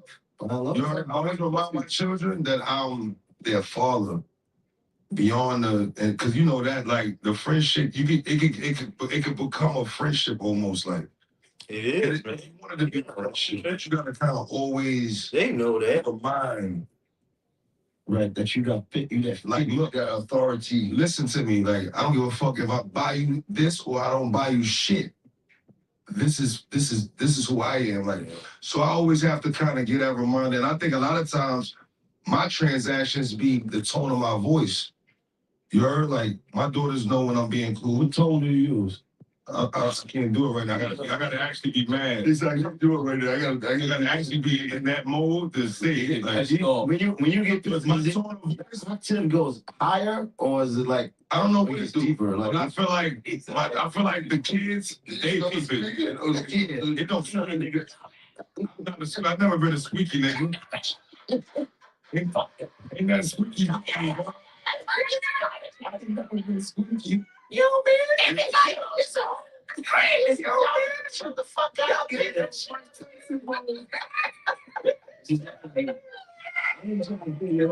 Nah, I ain't never been squeaky. But I think we all got kids, bro. Your kids know when you being cool, saying something, or when you dead ass, like when you not playing, like, and that don't have to come with buying shit. Right. It's the tone of your voice or the energy you saying it with, where they remember, like, all right, I'm bugging out. Like, kids know that. You know what I'm saying? Kids know too sometimes. Kids know that. Just got Kids smart. What you think too? Yeah, motherfuckers know the tone of your voice. You know what I'm saying? And then, then when your ass get grown, your ass can use that damn same tone on their ass too. And then they'll be like, watch your tone. But nobody ain't told you to watch your motherfucking tone. But it ain't like I do that. But you can if you want to. That's the scary part about using the damn tone with a child. And you ain't had to. But they ass to get grown and use the tone on your ass. So you gotta be careful how you treat your motherfucking kids. You know what I'm saying? Because if you the type that wanna prove a point and be father, or mommy over small bullshit when you can be a cool parent, you don't even know you're risking your relationship. Your relationship is at risk. But it only works if you don't give a fuck. But most parents end up giving a fuck because they want you to still like them, still at the same time of them giving you hell. Now if they didn't give a fuck if you like them or not, and they gave you the pain and torture, it'll be a different story. But my situation, my people care if I like them or if I talk to them or not. But I'm like, how when y'all gave me pain and torture, that don't make no motherfucking sense. Like, I don't know how the fuck you gave a nigga pain and torture and expect them to be cool with you and then to like it. Now, if you ain't kill, that makes sense. But if you kill, that don't make no You sense. guys are grown people. Here's right. Here's the thing. I can't my parents until I couldn't try to. McDonald's. He know I got money for McDonald's now. What you doing McDonald's today? Curve. Nigga, look at you. He want to slap you in the face. That face. You doing that? They don't want to talk. They look out the window. You gotta just really fill people out. Sometimes you gotta say no. Yeah. Just to see where no lead. See where no go. The no go is See crazy. where no go. If you wouldn't have acted up, I would go to McDonald's. But And see me, that's a good example though. With me when I used to have the kids, and if they want McDonald's like that, and they just had McDonald's yesterday, and they done had that motherfucker 2 days this week, and then I'd be like, nah, y'all don't have them. Y'all ain't get a McDonald's. Y'all can get something cooked from the crib. I'm gonna make y'all something nice. Y'all have McDonald's Friday, okay? Y'all have McDonald's Saturday, okay? They'll be like, oh man, for a minute, and then I'll try to make it right for them, make it cool. Be like, all right, cool. Y'all will get McDonald's Friday, man, or Saturday. Y'all ain't get McDonald's. That too much salt. That too much. Y'all don't supposed to eat that fast food. That food ain't even good. That food ain't even healthy. Y'all supposed to eat good, healthy food. What you want? What you want? A smoothie or a shake? What you want? I then I have to spend more money because I might have to buy their ass some some real food like vegetables and shit. So, but it keep from buying them fast food. So I try to tell them it ain't like I ain't want to keep y'all from your happiness and what y'all want. That ain't healthy eating fast food. But we can eat something else. So I try to give them something else what they want. So it's all about how you do it. You because I realize that when you tell a kid no, they think you hurting their feelings. So I try to be cool with them and explain to them why I said no. And usually what I experienced from dealing with kids, if you would just have the patience to tell a child why they can't have no, I swear to God, a kid will understand. A word be like if you tell a child, all right, now time for y'all go to bed, they'll be like, oh man, we gotta go to bed. But that boy at 9:30, you gotta go to bed, boy. You gotta be able to, so I'll be like, you gotta be able to wake up in the morning. You gotta charge. Like you can't play the game. You can't play your iPod all day without it going dead. You gotta charge it so it can recharge and recuperate and be ready for you to play it again. That's the same thing with your body and your brain. You gotta take your ass to sleep so you can wake up in the morning. What you want to eat? You want something to eat? Eat your food, you done took a shower, I don't put lotion on your face, done lotion on your body, got your clothes out for tomorrow, you got your pajamas, and then he be ready to go to sleep. Come on, boy, I'll read your bedtime story, read my bedtime story. I miss that shit. But if you just take your time and just explain to a kid, like, bro, you can't go there. Why? Because it's dangerous, bro. Like you can do this, but you can't do that. If you really not, you might have to work and then explain to them. They'll understand. Work with them a little bit. Most people be like, man, I ain't negotiating with no 5-year-old, 4-year-old. But sometimes that's what it takes. Want to be screwing your face up? Now we going home. You got McDonald's out. And when I used to tell them kids, no, they ain't screwing their face up. They used to be like, all right, okay. Friday. It be Monday, Dad. Can we Dunkin' Donut? Friday. That's a weekend thing. We can't. I'm not going donut. We're not going donut every day. We're not going donut every day after school. Especially on that's it's kids are being low-key addicted to fast food, bro. Friday. That's a fact. They Not won't be doing doing donuts all fast week. food, so you gotta really like curve them off the just the you protecting them damn near. You can't have them eating fast food. What is the same way? We love this. No, We love used to But we wasn't getting it every day. Yeah, we we loved it. Yeah, we loved it. We wasn't getting no McDonald's every day. That's You loved it. McDonald's was a treat. But look, imagine like look at the difference. Imagine knowing your parents got it. We know Yeah. what I mean by that shit. Imagine knowing They got that shit. this nigga about 10 burgers. So the fact you saying no to one, they on fire. Like, so be man. discipline though. I could never get what I want to eat after school. You know, Think this shit. Dang. We taught how to fight growing up as a form of protection before ever turning to weapons. I think so. Yeah, you need to learn how to fight. I think as a man, you should be able to protect yourself without a weapon. Even though we wasn't taught how to fight, but them damn uncles and tell us you learn how to fight. They ain't taught us, but we should learn. That's a boy. See, if you have a father, right? It's not guaranteed it's gonna be taught, but even if you ain't got a father, you should learn that. I mean, if you're a father, you should definitely teach it. If you're a father with sons, you better put them on. Your father taught you. But what if you? Yeah, early. Yeah, If you don't, ain't told us. Screw up in the hood. You gotta you learn to fight just being in the hood. You might learn from fighting. You're gonna learn this, But you still need to. I think as a man, because men are what, providers, protectors. Right. Whether it's women, children, I think that's something that you shouldn't be a 30-year-old man and never had a fight before. 30-year-old man and never had a fight before. It's a lot. It's a lot. They got that. Am I bugging? You don't think that exists? Do they? That's why. That's it. They can win. Nah, I ain't never really had no fight before. You guys fight. Niggas fight for no damn reason. There's people out here that People never fight because they want to fight. had the most randomest fights in life. My mother would be like, yo, listen, if you come in here with that pussyfoot and shit, you getting your ass whipped. If you come up here crying, you getting your ass whipped. I went up in there crying one time, I got my ass whipped. All right, when the nigga put me to sleep, not to put me to sleep, he put me in a chokehold when I was in second grade. I remember those. Okay, in the bathroom, put me in a chokehold in second grade, and my homeboy went to my told my mother, said, yeah, the boy put your man and put him in a sleeping hole.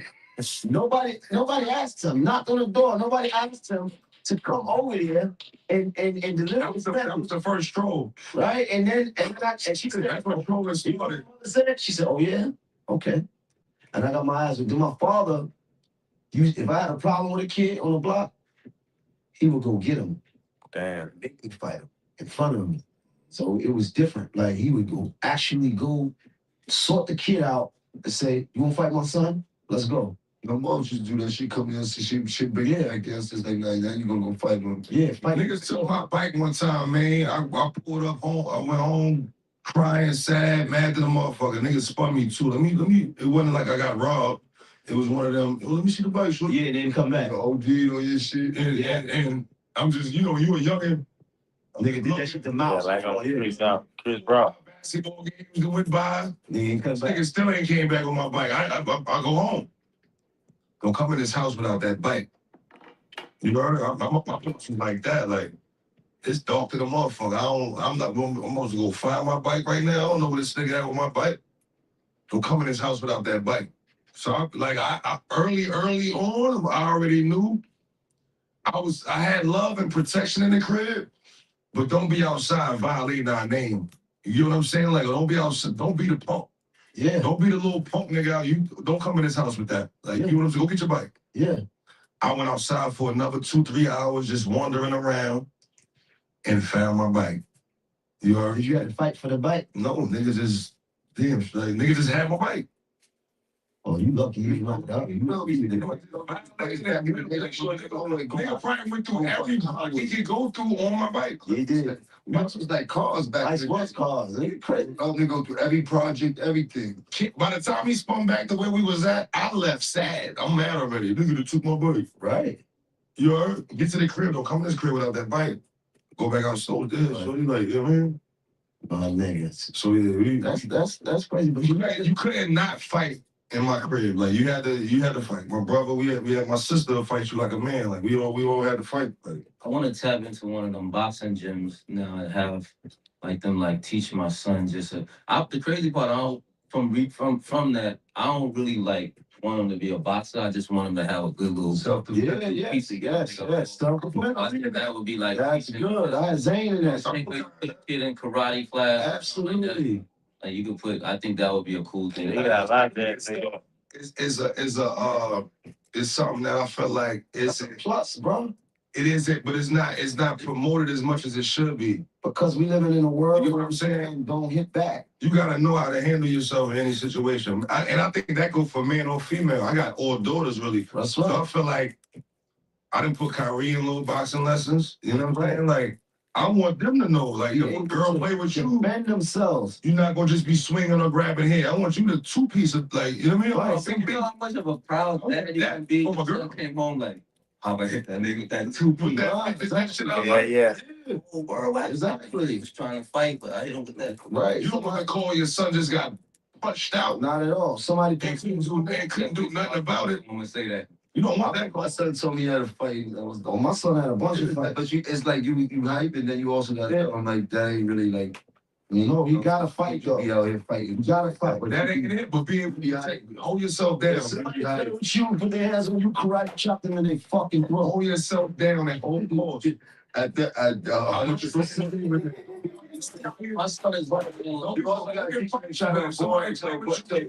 to avoid any, then you get punched then you get punched in the back of the head. Avoiding something don't mean you're gonna get punched in the head. Okay. Let me just tell you something. Somebody crossed the line of discretion. And somebody don't off the line of discretion, then you gotta give them work. Don't be the nigga trying to avoid shit, because that's how you run into shit. Yeah. What? That is true. Real shit, ducking and dodging shit. That is true. I ain't gonna even lie. I'm gonna tell you some real shit about my story. So that is real shit. So me, I wasn't a fighting type. I was damn just cool, calm, keep it pimping on the bitches, staying fly and shit. I wasn't fighting this shit. So I was playing sports. So let's start off like fourth, fifth, sixth grade. You damn playing sports, and you watch you into everything though. You playing sports into everything. But one thing about us, we wasn't fighting and we wasn't doing wrong. And we learned that niggas in the hood and niggas like, excuse me, in certain neighborhoods and niggas that was unsupervised and niggas that ain't had no daddy, them niggas was fighting. We wasn't fighting. So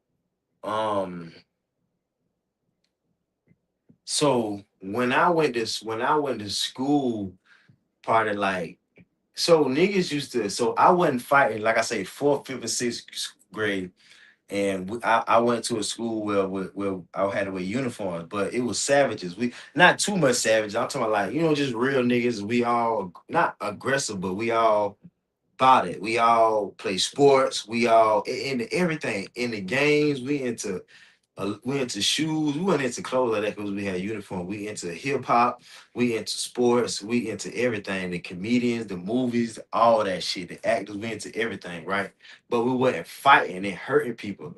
You know what I'm saying? I feel like I was mature, and you fight when you protecting yourself, and you fighting when somebody trying to hurt you, and you fight when you in some danger come around. You don't just fight just because you want to. You don't just fight because you can, and you don't just fight because there's something to do. But most people was. So I wasn't on that shit. So when I was like on the bus, I used to have problems. So I was a pretty boy, still is to this day. You know what I'm saying? You don't see no hair on my face, no scratches and shit. I'm calm, I'm cool. Girls kiss on me, girls lick on me, girls stick their tongue in my ear, girls suck on me. So they used to be like, yo, your fingernails too clean, your shit's too clean. Nigga, if I pointed the bitch in her face, she'll suck my damn nigga. If I tell a girl, come here, let me hear, she'll suck on my ear, nigga. So girls, I'm into girls. Girls, I'm like a Casanova. I'm like a lover boy. Girls just own me, nigga. I ain't even into boys the fighting and aggressive and fighting and horse playing, throwing spitballs. Them niggas damn near borderline gay and shit. I'm into the girls like me. I'm into fly shit, pimping, nigga. Traveling. I was flying on planes in 7th grade, taking my own flights in high school. So riding the bus, like I'm chilling and minding my business. And I realized the more I mind my business and the more I don't want no problems and the more I don't start no shit, the more a nigga wanna fuck with me. So I realized like I was the type at one point in time to like I ain't want to get in no trouble because I had a daddy. And I realized most niggas don't got no fucking daddy. I learned this later on in life. The reason why these niggas act a fucking fool is because they daddy ain't coming to the school. My daddy gonna come to my daddy gonna nigga, my daddy gonna flip this bitch and he gonna act like he's so daddy-ish and he's so educational and he gonna try to make a point and he gonna embarrass the fuck out of me. And even if I'm wrong or right, that nigga gonna get on my ass because he a bully and I don't even know. He just wanna just prove a point and make teachers feel like he doing some daddy shit. You know what I'm saying? One thing about a nigga, if his ass ain't, he'll act like his ass is. So I had a daddy that'll get on my ass. So I'm playing pussy. I'm going to school playing pussy.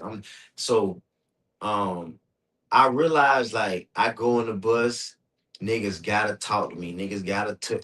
So niggas wasn't touching me, but niggas fuck with you. They might bump into you. I remember back in the day, niggas used to put their hand on top of your head and hit their hand like this. Like you on the bus and the nigga just like, and I just be like, man, chill, man, quit playing. So niggas just do that to me.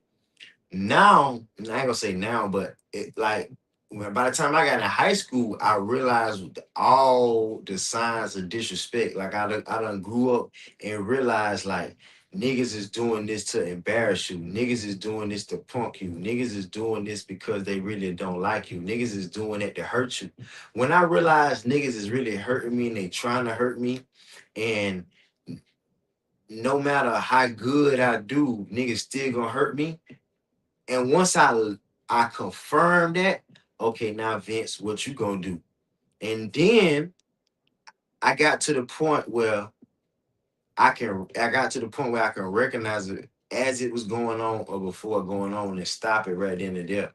And then if it continued, I already had a plan of what I was gonna do.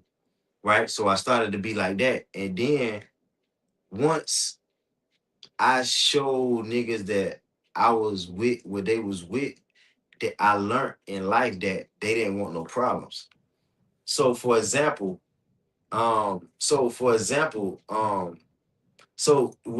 Mano saying you can't avoid shit because that when problems come, that is true. That's like 50 Cent said one time. He was like, the bully wanna fight more and is more hyped up about punching you in the face when he realizes and see that you don't want to fight. So I was the guy that didn't want to fight. And then I learned that that will make niggas want to fight you. I used to fuck everybody bitch and a nigga say, bro want to fight you. I'm like, bro, tell Brian, what no problem with bro, tell Brian, I ain't, you know what I'm saying, what no problem with him. You know what I'm saying? I don't want to fight, but if he want to fight me, we gotta fight. But even though I wouldn't have fought. But if he came up to me wanting to fight, I don't want to fight. But if he come up to me and he hit me, we gonna fight. But I ain't never been hit before. So that's what I want to teach the youth. Like, you might think it's pussy to say, man, I ain't want to fight. I ain't want no problems. Yeah, everybody gonna think you a punk. Yeah, everybody gonna think. Think. See, the key word is think. You want people to think you ain't gonna do nothing. You want a motherfucker to think you ain't gonna kill their ass. You must be ain't seen the movie Savages. That movie came out in 2011. I took my homeboy that me and him was homeboy since '05. I said, hey, bro, we graduate in school. We gotta be like this. I made that nigga go watch that movie Savages. It was I sat right here. It was a empty seat. He sat right here. We watched that bitch. You know what I'm saying? And one thing about that movie was the cartel didn't think these two boys wasn't wasn't brave enough and wasn't savage enough and wasn't had the heart to rob their ass, and they the ones who motherfucking did it. And they came to them niggas face, and the niggas was so professional, they knew how to control their breathing, that they got off with the shit. So one thing about me, I was always the bigger person, and I'm gonna tell you this: the niggas say if one guy like that'll bully me on the bus, just bully me mentally, like he'll hit my hand, he'll hit his hand on my head or some shit like this, boom. But niggas have never put their hands on me. And later on in life, let me tell you now. So one thing about me, every nigga that tried to bully me or I thought about bullying me, boy, you fuck around and run into them niggas when you a teenager or you run into them niggas when you in your 20s. and you see their energy. And then once upon a time, like I was the same size all my life. I'm 145 pounds. I've been this size since fucking 7th, 8th grade. So I ain't got no bigger. I ain't, some niggas got bigger, got more money. They became more and more and more outside of school.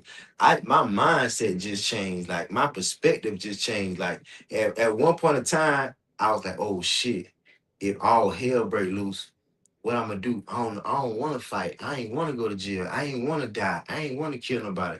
You don't want to do that. But now, and from high school until now, nigga, I don't give a fuck. Nigga, nigga, you be ooh. So you changed. So I remember running to niggas like in my 20s, low 20s, and running to the nigga that I had problems with on the bus that used to try to bully me. And I remember like his demeanor changed around me. And that nigga kind of got smart with me. And I like, hold up, what? Nigga, who you talking to? What you want to do?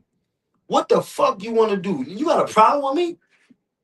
And that nigga was like, yeah, nigga, you want to go out? What you want to do? Man, fuck that. Let's start. Let's go. And you will see, like, them niggas don't want no problem. So I realized, dog, that's why I thank God I always was the bigger person. Just imagine if I was stupid and and stooped to their level, I would have been in way, way more shit, way, way deeper beef.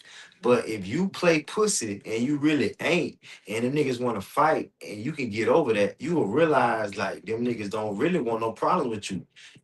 And this what I realized too. If somebody want to fight you, it's because they think they can beat you. I heard Charleston White say a person ain't gonna pick nobody to fight that they know that they know they can't beat. A person will pick somebody to fight that they know they can beat. So if a nigga want to fight you, that's a problem. That means he think he can beat you. So my thing nowadays, niggas is shooting and killing. And I always been like that before niggas was shooting and killing. Like you can avoid a lot of shit. First of all, you ain't gotta go around them niggas. Back in the day, we had to go to school with them niggas. And then you'll realize later on in life, like them niggas was mad and want to fight because they ain't get no money and they ain't get no bitches. And you the niggas that got the money and got the bitches and you fly. You know what I'm saying? And what else? You a nigga that goddamn you just popping. And you realize when they get some money, they ain't even mad no more. And they ain't even want to fight you. And you realize like when you get older and you see them niggas in the street, them niggas do not want a problem with you. Man, I remember one time, like a nigga, my cousin, that nigga tried to bully me in 8th grade. And I wasn't with it. I wouldn't have did nothing. Like if he would have hit me, we would have been fighting. But if he wanted to fight me, I would have typed, nah, bro, chill, I ain't want no problem. And then nigga try that shit in 12th grade. Nigga, let's get it. He ain't want no problems. Same. Then we out of school. He chilling with my homeboys and them. And my homeboys come back and tell me, yeah, bro been talking shit about you, right? He said he'll do this, you do that to you. This was about 2012. This is before the word pulling up was popular. Nigga, I go then that when I was pulling up on niggas. I don't know beef shit. I don't know wild shit. Bro, you said this, you on some regular shit, pull up. I'm a cool nigga, so I ain't even no problem, nigga. I pull up on some calm shit. I already got in my mind made up what I'm gonna do. If he front, I'm gonna do this. If he do this, I'm gonna do this. Man, you'd be amazed how when you this another fucking thing. Niggas be showing off for niggas and niggas be showing off for the crowd and niggas be showing off for bitches. You fuck around and catch that nigga face to face. I don't give a fuck how tough that nigga is. You will see a difference in niggas, dog. Niggas will change the fuck up so fast. Man, I remember I used to pull up on niggas and before that shit was popular and just ask a nigga, did he said that? And ask a nigga, do he got a problem with me? And ask a nigga, like that's the only thing you gotta say. You got a problem with me? And if he say, yeah, I got a problem with you, so okay, how can we solve this problem? What the fuck you gonna do about a problem? Because I solve problems. I don't, I don't start problems or create problems, but I solve problems. So we gotta solve this shit. So and then you will see that niggas don't want no problem, or niggas be mad at you for some. It don't. It be the stupidest shit why a nigga don't like you, and sometimes a nigga don't even know you. And sometimes, if you could just talk to a nigga face to face and keep it gangster, a nigga will respect you. Man, I had niggas that want a problem with me and didn't like me because I was popping so young. Like when I was 15, I was doing shit what niggas is doing today. And niggas didn't like that shit. So they had to wait till they get out of school to do the shit that I was doing at 15. And niggas couldn't stand that shit. So by the time niggas started getting money, niggas became cool. So I realized that niggas just want to get some money, bro. But the rappers, I don't know why the fuck they beefing, because they got money and still be beefing. But niggas be beefing because, I don't know, nigga energy is more powerful than yours. Nigga got more girls. Some niggas can have the money and be popping but can't get no girls. That's another thing. But a nigga may not have no money and he can't dress, but he got the girls. So you never know what's what. Avoiding is two different things. Man, break that down. Don't be the person trying to always Be the avoid mediator. a situation, because those situations find you regardless. Yeah. Sometimes you gotta meet the situation head on. Yeah. Step on some shit and get it over and move forward. Avoid as many problems as you can. You're gonna run into problems regardless, but if you can avoid problems, I would say no. I'm not saying not avoid problems. So what are you saying? I'm saying avoid trying to go out, trying to be the person to try to always avoid it. Like, Don't always be the bigger person. Right. You can't. You can't. If I- you want to fight each other, it's I disagree with that. I always avoid a problem. You know what I'm saying? Because I don't want to kill your ass and I don't want to make your mama cry. And I don't want you to make my mama cry. But I will if I have to. That was my always been my motto, nigga. And that shit work. You know what I'm saying? Try to avoid that shit. If nigga want to fight you, I don't want to fight you. But if the nigga say meet him over there at 3 o'clock, when 3 o'clock come, I'm going to my bus. But if this nigga follow me and get in my face, we gonna automatically fight. But I ain't never had to experience that though. You know what I'm saying? Cause this what I realized. A nigga just wanna punk you out. A nigga just wanna embarrass you. And I ain't gonna even lie, I'm man enough to tell my truth. I used to let a nigga embarrass me. But it wasn't embarrassing to me. It was overall embarrassing, and it was him doing an embarrassing act, but it wasn't embarrassing to me because either I could take it or either it wasn't embarrassing to me because it was definitely looked at as embarrassing, but I always knew it ain't gonna do nothing to me. Now, if something was to do something to me, I don't know how I act. And I don't know what you could do to me that'll hurt me because I ain't in my feelings and I ain't a nigga that you can hurt. I ain't in my feelings. I'm a real man. Like you can't hurt me. But I ain't acting like I'm unhurtable. I ain't acting like I'm that tough. But like I ain't no nigga like I'm a regular person, but you can't just I don't care about shit. Niggas may niggas may try to make you look bad in front of the bitches. You can make me look bad in front of the bitches. You can try to punk me in front of the bitches. You can clown me in front of the bitches. But guess what, my nigga? The bitch still wanna fuck me. Guess what, my nigga? That just like this. If a nigga wanna fight you cause you fuck his bitch, guess what I always used to tell niggas? And I always used to say, bruh, even if a nigga beat your ass for fucking his bitch, the girl still go fuck the nigga that got his ass beat, and you still ain't gonna have your bitch back. So if you the nigga that wanna fight over your girl, nigga, you the lame nigga because if you was that nigga, she wouldn't have cheated on you for number one. Number two, by you fighting Buddy, it show you that you a whole ass nigga and you in your feelings, and your girl still gonna suck his dick, and you mad cause she ain't sucking yours. So I always was the bigger person, and I always was a nigga that you can't fuck with, and that's something that you can't take. And one thing I learned, like when I was on the bus, like fourth, fifth grade, when niggas try to bully me on the bus or embarrass me on the bus, like I'm the shit. I'm that nigga, and I'm quiet, and I ain't doing it. But everybody want to be me. everybody, I wasn't even dressing then, but everybody fuck with me. All the girls like me, and that what really what hurt niggas' feelings. And guess what? By the time we got in high school, and I used to go to school damn near every day. Yeah, I might get in a fight today, and I ain't never been to no shit. Yeah, I might have to goddamn fuck me a nigga up today. I used to go to school every day like that, and I ain't never got into no shit, bro, because I know how to avoid shit, and I knew that a nigga wasn't gonna play with me. Back then, I mean, niggas will do stuff. No, no, no, no, no, no, no. Nowadays, I be hearing shit about niggas be doing, but I ain't never experienced no shit, and niggas weren't doing shit back in the day.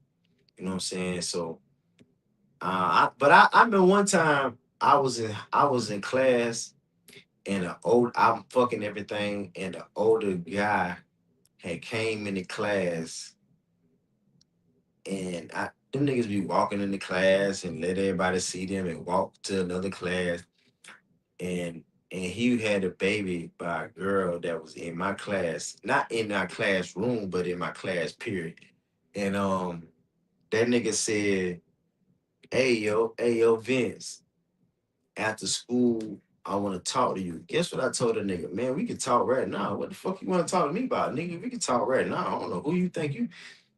Man, he thought, we can. Man, fuck you playing with. But niggas will try to bully you, man. But so my point is, when I got older and didn't mind fighting, ain't nobody want to fight. So that shit taught me a life lesson in high school, bro. I swear to God. So I got the key to keep y'all niggas alive. I'm trying to tell you, bro. I know how to stay alive. You just can't follow up with nigga. Because if a nigga want to fight you, you the man, you the shit, and you it. You know what I'm saying? So don't worry about if that nigga want to fight you. You know what I'm saying? And he ain't gonna fight you. He ain't gonna do nothing. He just talking. And let a nigga talk. Long as he ain't like Jim Jones say, long as he don't cross that line. And that's all I been. I know what I fuck a nigga up for. A nigga ain't gonna never get in my face. A nigga ain't gonna never get close enough past my arm. Soon as a nigga start raising his voice, it gonna be a problem. You know what I'm saying? But I don't have no problems though. I thank God, bro. I'm in New York. I've been in New York damn near 10 years, dog. I ain't never been in no shit. I almost been in a couple situations, but I know how to, and I do what the fuck I want to do, and I go see girls. I go everywhere. I go places I don't know where I'm at, where I ain't got no business going. I go to the furthest places. I be meeting niggas, and you be going to their hood, and I do everything. I live life on the edge. I don't do too much wild shit, but I be every fucking where, everywhere. You know what I'm saying? And I thank God I don't get into no shit, bro. I know how to stay alive. I know how to survive. You can goddamn and then niggas respect you, bro. You gotta know how to be. I'm trying to tell you. One time I came out my building, walking with my hood on, walking to the store. These two niggas was coming to the store too. They looking at me, I'm looking at them, looking at me, I'm looking at them. I took my hoodie off. I walked in the store, them niggas still looking at me. And them niggas, guess what the little nigga said? The nigga said, see, I like him. That nigga respectful. That nigga took his hood off. He's saying this to his homeboy, but he's saying it loud enough for me to hear. And I looked at him and said, yeah. And I ain't say yeah. I looked at him and said, yeah. I think I said, yeah, yeah. I said, yeah. You know what I'm saying? He was like, yo, that's real shit. Like niggas die for acting tough and running hard. Like they just respected he respected because I was a man too. G nigga too. Like, let me tell you something. I heard Project Pat said this. I think, yeah, with the braids.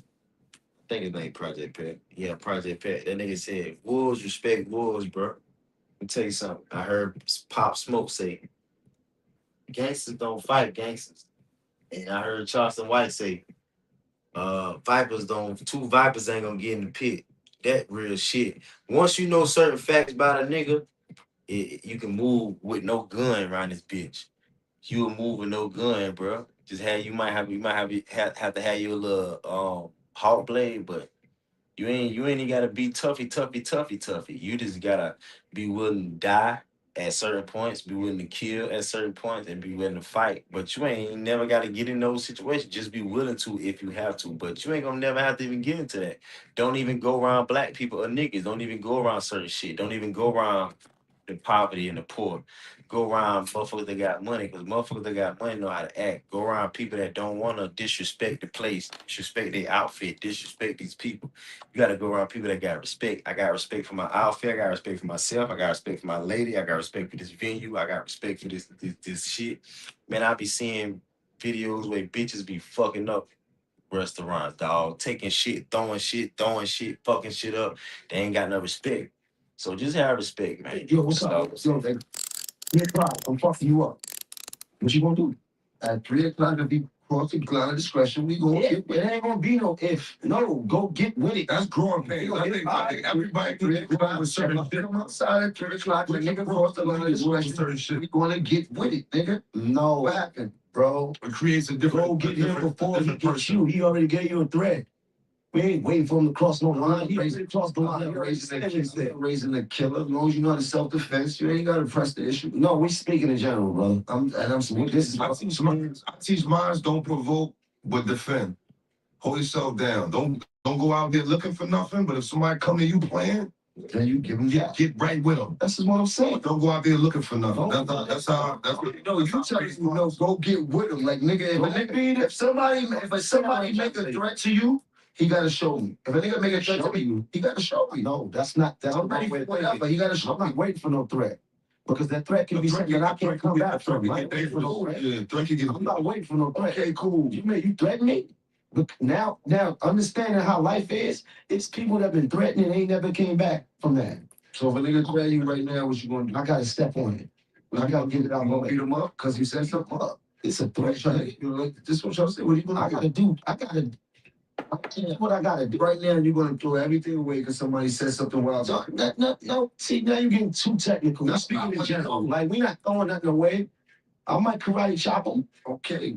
That's. I mean, slap the shit out of him. Like, all in all, I think teaching your kids to defend. Yeah, that's it. It's defense. It's making a awareness for me to that, like with your kids knowing how to defend themselves at whatever. And not being getting you might not be there. Bullied is a whole different thing. How wild of a parent you are. You talk about fucking bullied. We don't even talk about that, man. Kids need to know how to protect themselves. You're talking about getting bullied. This is all what's going on in schools. Bullies is all kinds of things happening. Yeah, you're right. Okay, we're talking about school, right? All right, that's right. So you don't want your kid being bullied. You want your kid to be able to defend himself, to stand up to a bully, right? To stand up to any kind of opposition. Don't be out here being a pushover. Don't be letting niggas, go in your pocket, give you wedgies and all kinds of shit like that. Totally different than what I'm talking about. What was that? I'm talking about being a respectable person at all times. Like if you can avoid a problem, avoid it. Absolutely. If a nigga want a problem, then give him what he tells you for. Listen, all what tells you to avoid problem. Okay.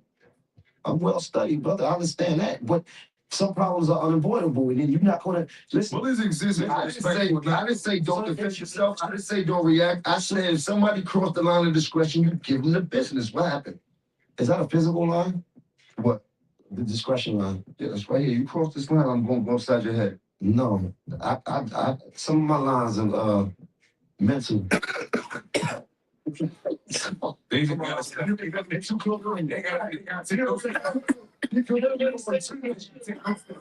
the steps of the shit that I can't live with. The line big cross. Yeah, speaking of all this fighting, right?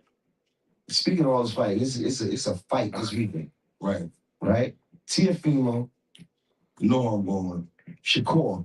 You know how I'm going. Right now. New York, New Jersey. You know I'm going Shakur for the mall. You know I'm going with. I'm going Shakur for the mall. But they're different fighters. So Shakur is more of a defensive. But no, not so. I'm going Shakur for the mall. What's up? No, not different fighter. Who you going for? I really got a chance to just watch Shakur over the years. You know what I'm saying? Like I'm a little. What you mean? I'm just a little more familiar with. Man is a boxing fan. I'm more of a boxing fan. What you think? I like Shakur, but I like him because what kind of fighter he is, his skill set versus Lopez. Like I feel like Shakur got a defensive skill set too. Right. Like he doesn't always get praised for his offensive, but his defense is really was why he gets to picking people apart to harder to hit him. Right. You know what I'm saying? So, He's not throwing a high volume of punches though, because he's so much on the defense. He's not getting hit a lot neither. Right? But some say it could be argued that he's doing some say, critics say that he's running a lot. That can be said. Like, because but they say that about Mayweather too. He's one. But Mayweather, that can be argued. He did toe to toe with a lot of people. You see? I mean, listen, the fight is this Saturday. We're gonna see how this fight goes. The 31st. But I'm definitely going with you, Cole. New York versus Jersey. Yeah, I'm going, bro. I mean, listen, it's happening on the zone. Y'all got the zone? Yeah. I got the zone. Yeah, that's happening the 31st. And if people want to watch it, it's going to be in the bio. We're going to put it in there, in the description in the bio. You can sign up for the zone. You can watch the fight. I'm trying to go to the fight if I can. I think I'm going to be in the building. You got some tickets for us? I want to go see that live. I'm trying to. Yeah. What's the last fight we all was? What fight? We went to Edward Barranco, right? Oh, no, we went to another fight after that. Oh, he just was at Danny Garcia. Danny Garcia. And then we went to another fight also. Me and you. What fight was that? I was with Charlotte at Danny. And then we was in a club and they started fighting, man. What are you talking about? That was the last fight we had. That was the last fight? Yeah, that was the last fight. What fight was that? Random niggas, I don't know. What were you doing in 2016 and how did that era shape? That was a good year for me, man. 2016? Yeah. I don't understand what this whole challenge is about. I don't get it neither, but I jacked that year. Wow. I had my first child that year. Kyrie. You heard? Blessings. I just got my deal with Nas that year. You heard? It was up. I moved out the hood that year. I got my first spot in Jersey that year. Damn. Good. I got the white Range Rover that year. Damn. And it was in 2016. Damn. You heard? Yeah, Davies. Yeah, we was running around that year. Shouts to 2016, B. I like that year. 10 years later, I'm still here. I still look good. My teeth still white. Still got my hairline. Yeah. You know what I mean? What do you think about that, Sphere? What, 2016? Yeah. I don't know. I guess it's just going back 10 years. I mean, no, they doing something that they acting like. I don't know why they posted 2016 pics and all. Special. I say that it's 2026. 10 years. I guess 2026 is quieter now. So let's go back. That was the hottest. Yeah, but we haven't been in their life for 2016. But how you feel about 2016? Okay, so look, let's flip it and say this. I'm doing a lot better now, though. Okay, so how do you feel in that 10-year gap? How far have you came? I think I've learned a lot about people. Different. Yeah? More than anything. Like I learned how to learn money better. how to 2016, man. I remember 2016. I was just not coming back. 2015 was a low year for me. 2014, my grandma passed. The end of that year, and then the next following year, my best friend, she betrayed me, and that was the end of 2015. No, that was the beginning of 2015. So the beginning of 2015. And then my friends started to turn on me and shit. And then niggas started getting a lot of money and try to front on me. Niggas that I helped and was cool with. But I never hated. And I just noticed it and was still and just noticed it and kept myself together. And I ain't never folded. I ain't never turned snake or none of that. During that time, when I hear niggas' story, they started robbing, they started turning snake, they just went ape shit. I just kept cool and just because they say the test of a man character is at his low points. Is that, you know what I'm saying? That was my low point, you know what I'm saying? Family was against me. And then I had just came from New York because I came to New York in 2013. And no, I think I went in 2013 and I think I came back the early part of 2014. And I came back early part of 2014. I was supposed to get a job at the distribution center, Walmart distribution center, and I did. I didn't get the job because I took the urine test and the lady told me to take it again, and I didn't have to pee and shit. And she sealed my shit up and everything good. She wrote my shit and I thought I was good. And I left out there. And she wrote on the paper that I refused to take the test, which is fucked up. You know what I'm saying? But make a long story short, I got the job back like a year later. So that was in like March, I wanna say. Then April, we got some money had came through. That scam shit. Some money came through the system glitch. 2014. That was April 2000. That was March 2014. I took the test. April came. The shit kind of hit at the end of April. March, April, May, a little bit in May, and that shit was done by bike before bike week. May, and then um June, July. So I think June, July, I ain't got no bread. No, no, no. I think I made it through the summer. I was scraping through the summer, and then when that fall and that winter time came, I never forget that. Um, no, no, no, no, no, no. I think I forgot. So that no, so the winter. So I made it to okay. I was losing it at when the fall time come. I never forget, and then scraping up, and then the shit started getting bad at the the fall part of 2014, and then 2015 came around early that year. I got a part time job at um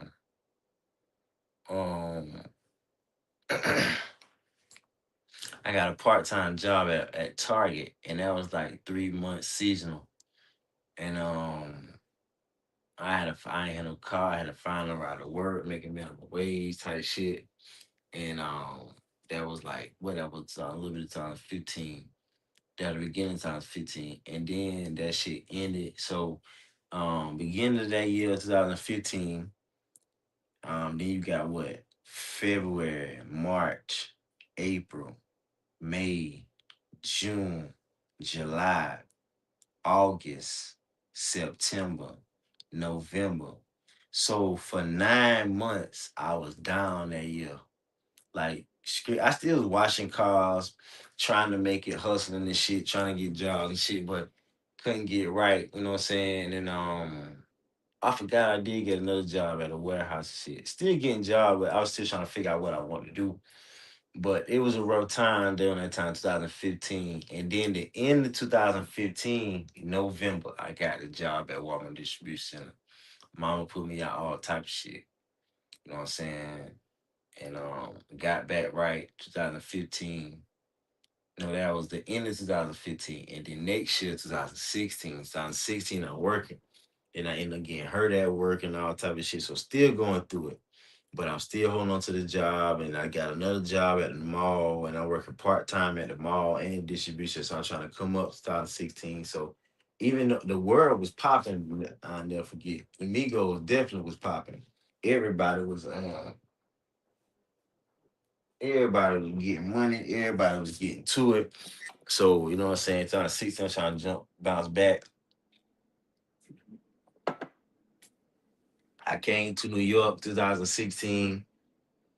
Um, that summer, I think.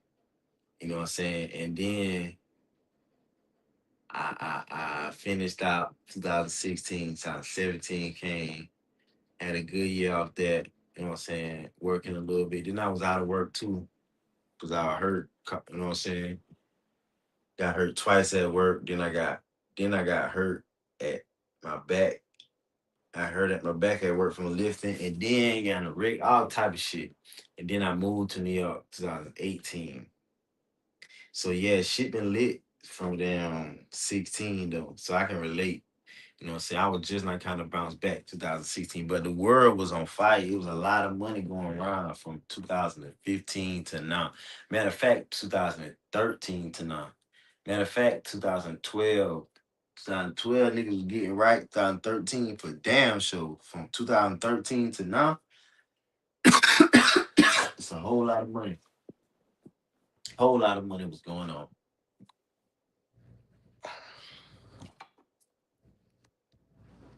Yeah. Manage money. I learned how to deal with just everything. I don't react the same to shit as I did in 2016. My reaction is different because I feel like I got way more to lose than I had to lose in 2016. And you didn't feel that way back then. I was fresh out the hood, trying to get on. I didn't give a fuck about nothing. Like I knew I had my daughter coming, but it was still, she wasn't here yet. Now I done watched her. She about to be 10. Wow. So it hits a little different. Me and her have conversations. We build. So shit that used to get me all the way mad and make me want to zap 10 years ago, it don't really do that for me now. I always had a level head. I can get past shit. For me. I can get past shit easier in 2026 than I can in 2016. You know what I mean? 2016, though, it was just a bad year for me. So many things was happening to me. House foreclosed. Deals went bad. I remember. Nigga down on his chips. Relationship woes. Trying to keep it together. Mommy house burns all down. This was 2016 was a fucking hell of a year, but 2017 was. Then when Fat Joe came on there, hallelujah. Bounce back like I can remember. Hallelujah. To do album called Kitchen. Montana and my mom's whole house burned down to the ground. Yeah, I remember that. Matter of fact, me and Jim Jones had the same outfit on Christmas because on Christmas, I had wore I still got that bitch, the red Nike velour suit, and you can tell how niggas think alike. Cause real niggas just fuck around and dress alike and they ain't even mean to and don't even know each other and ain't even playing that shit. And me and him wore the same outfit on the same day because I remember it I think on World Star because I ain't even had social media. So I think I seen that shit on World Star on YouTube.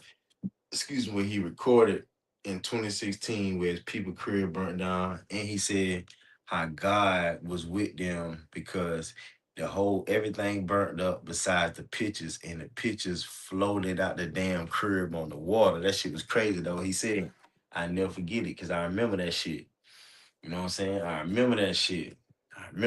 Time fly by fast.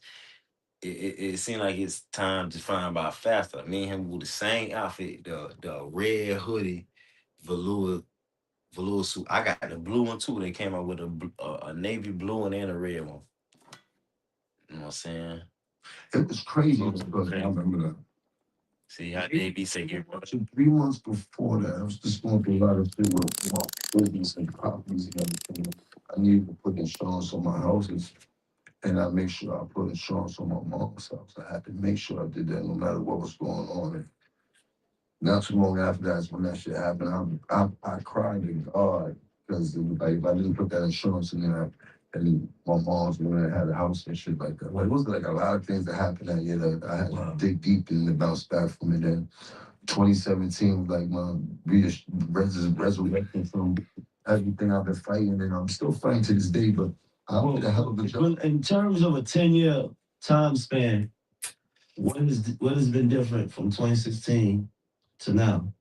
To now? Yeah. Oh, everything. I've totally turned around all my bad situations and made good of all of them. Like I'm in way better shape business wise, mentally, physically than I've ever been in my life. And I may have made more money before, but I wasn't in control of my business. The money I'm making now, I know where it goes, I see it, I understand it, and it's more profitable to me now than it was when I had a shitload of money that I blew and shit like that. But the journey bouncing back is incredible because it was really made me feel like that shit overnight success takes 10 years. And this has been 10 years of my bounce back to be right here. And it was not like this 10 years ago. So I appreciate you, 2016.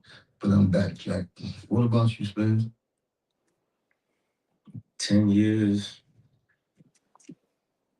I don't really know, bro. I don't really like. Yeah, I was having that shit in 2016, having this shit in 2026. And when I get older in 2036. But what has changed? Or what has stayed the same? Having that shit. That's all. That's a life. My life. I like inspiration right there. You got pictures of who from 2016? Let's see him. I might have had a mohawk in 2016. I found some weird shit of me. I remember I had a mohawk. I know all of these pics gonna be weird. Yeah. Let's see what they look like. He is not finding nothing but. Yeah, she ain't do nothing nice. Oh yeah, double XL. I did do that year. Just for the freshman cover. You did have a good year that time. That was a good year. What the fuck? This nigga look like Miami. What does he look like? What's the name? What's the comedian name? What's the name? You just interviewed him. Mike Epps. Simons. Spence had the shoulders out in 2016. I thought that was for real. God, you're going wild about me. Spence, what's up with you? What? Spence, don't stand for that, bro. This niggas is violating. Yeah. The fuck was that? Oh shit. Oh man. Oh yeah. Yeah, that was a time. I remember that year. Yeah, that was crazy. Mm-hmm. Yeah. That's the pic y'all find on my man. It's crazy. Y'all gotta relax over there. You're supposed to be on. Yeah. It be the people that's close to you. Y'all gotta relax. That was crazy. That's what that picture was. Hey, that's what good. And Dre's just ended. You just ended. That was a 10-year thing. Damn, you got a 10-year ban go for that? Oh wow, this is a question for me. This for you, man. Oh wow. For the relationship guru. For you, man. 100 Mano. Last year was rough for me. I moved in with my girl, but now I'm on my feet again and I'm about to get a little apartment and she's pissed. Mano, how should I handle it? Talk to her. Well, I'll tell you like this. If that girl stood by your side, okay?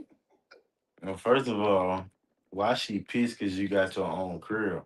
If she pissed because you got your own crib, that means she mad because she you on your shit. So don't worry about how she feel. Just don't talk to her ass no damn more. That's how you deal with that. She pissed, you got your own crib. She shouldn't be pissed. You tell her she can move in with you. You know what I mean? Nah, she can't move in with you because she got her own crib. And you shouldn't be staying with nobody. You got your crib, she got her crib. That's how that shit go.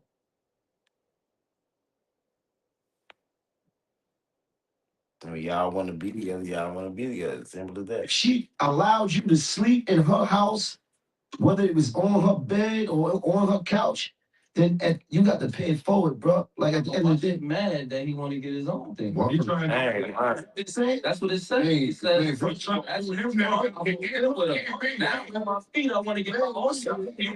What's up? Hold on. You just go. He said, let me read it down. I live on apartment. Man, it's apartment. It was rough for me. Okay, I moved in with my girl, right? But now I'm on my feet again. He back and about to get a little apartment. A little apartment, nothing crazy. Okay, how should I handle it? okay, she's pissed that you want to get a little apartment. Okay, because she just wants to hold you tight, brother. You understand? And here's the thing: get your apartment, but you sit that lady down and you talk to her. You say, "Listen, I'm so appreciative of you. I thank you Just for what after you've you done get for the me." apartment? Yeah, get your apartment, nigga. Get the apartment first. Because nothing like having your Get own. the spot. Why needs to get the apartment? Because spot. nothing in the world is like Exactly, having get the spot. a man with his own is a man. Right. It's a man with a throne. A man with his own is a man with a throne. Goddamn right. 100%. So get your apartment, right? But at the same time, you don't want to throw her away because she was solid with you. Right? She mad that you got your own now, so That's the relationship. Is that hate? Is that hate? It is hate. But here's the thing: it's hate that's coming from love because she loves him because she loved him so much to hold him down when he was in a time of need. But what if he was knocking the bottom out that thing? It wasn't love. It was just. Going. It was. What happened if he just needed a place to He stay? was knocking the bottom out the Shelter. Like so many of us needed when we was coming up, son. We just needed shelter for a couple of weeks to get on our feet. But guess what? We gotta reward the ones that's real with us. Man, She's solid, so reward her. you gotta clip her, man. No, the I clip want her. to see you level up. She's not trying to watch you go up. That's- She's trying to get something little. It's saying little comment. So that she can kick you out one day. That's what she Man, that's right now. He got a better gauge of what's going on. Listen, what I'm saying is, you feel like she's a hater? definitely. I think she's hating. I think it's giving She's hate. trying to hold him back. It's giving hate. She didn't offer to decorate their house. She didn't say, well, I'm gonna get you a bathroom set. She didn't say, I'm gonna make sure that shit. Get over there. She didn't say, when I get over there, You gotta I let want it to down. I want to try. I got a drawer in there. Easy though, because she did the right thing. She hated. She hated your thing though. She got She do right. She held him down. She let him use that. How? Because she allowed him to come get some more and watch Netflix. Okay. Now I'm telling you that I'm gonna have about to have Netflix in my spot, and you're not volunteering to help me out. She might be hating. So now we handle this. Okay, but That's it, man. Oh, you need a bottle of champagne. That's hate. You seen the movie New Jack City? What do? Cancel. no, don't take that advice. Don't take that advice. I'm gonna give you the real advice, my nigga. What are we doing? Take your time. It's a little bit. Don't listen to these niggas. Cancel. Okay? If she is anything that you have a semblance of love for and respect for, then you talk to her with humility and you speak to her. She wouldn't be mad like you have in a little apartment. She already hated. She wouldn't be mad at She that. already hated. So if you mad at the fact you got a little spot, come Get the champagne. Tell her she got one or two choices. cancel. Get the champagne. She got one or two choices, my dog. Champagne? Either get some Old school. Get off. I don't think. bottom line. You already know. On that It note- is what it is. On that note, we'll catch y'all on the next episode of Let's Rap. That's what's up, man. That was a good one, man. Let's rap about it. They got some good questions. They had some good questions, man. That's what's up. Shout out to them. Let's rap about it. Let's rap about it.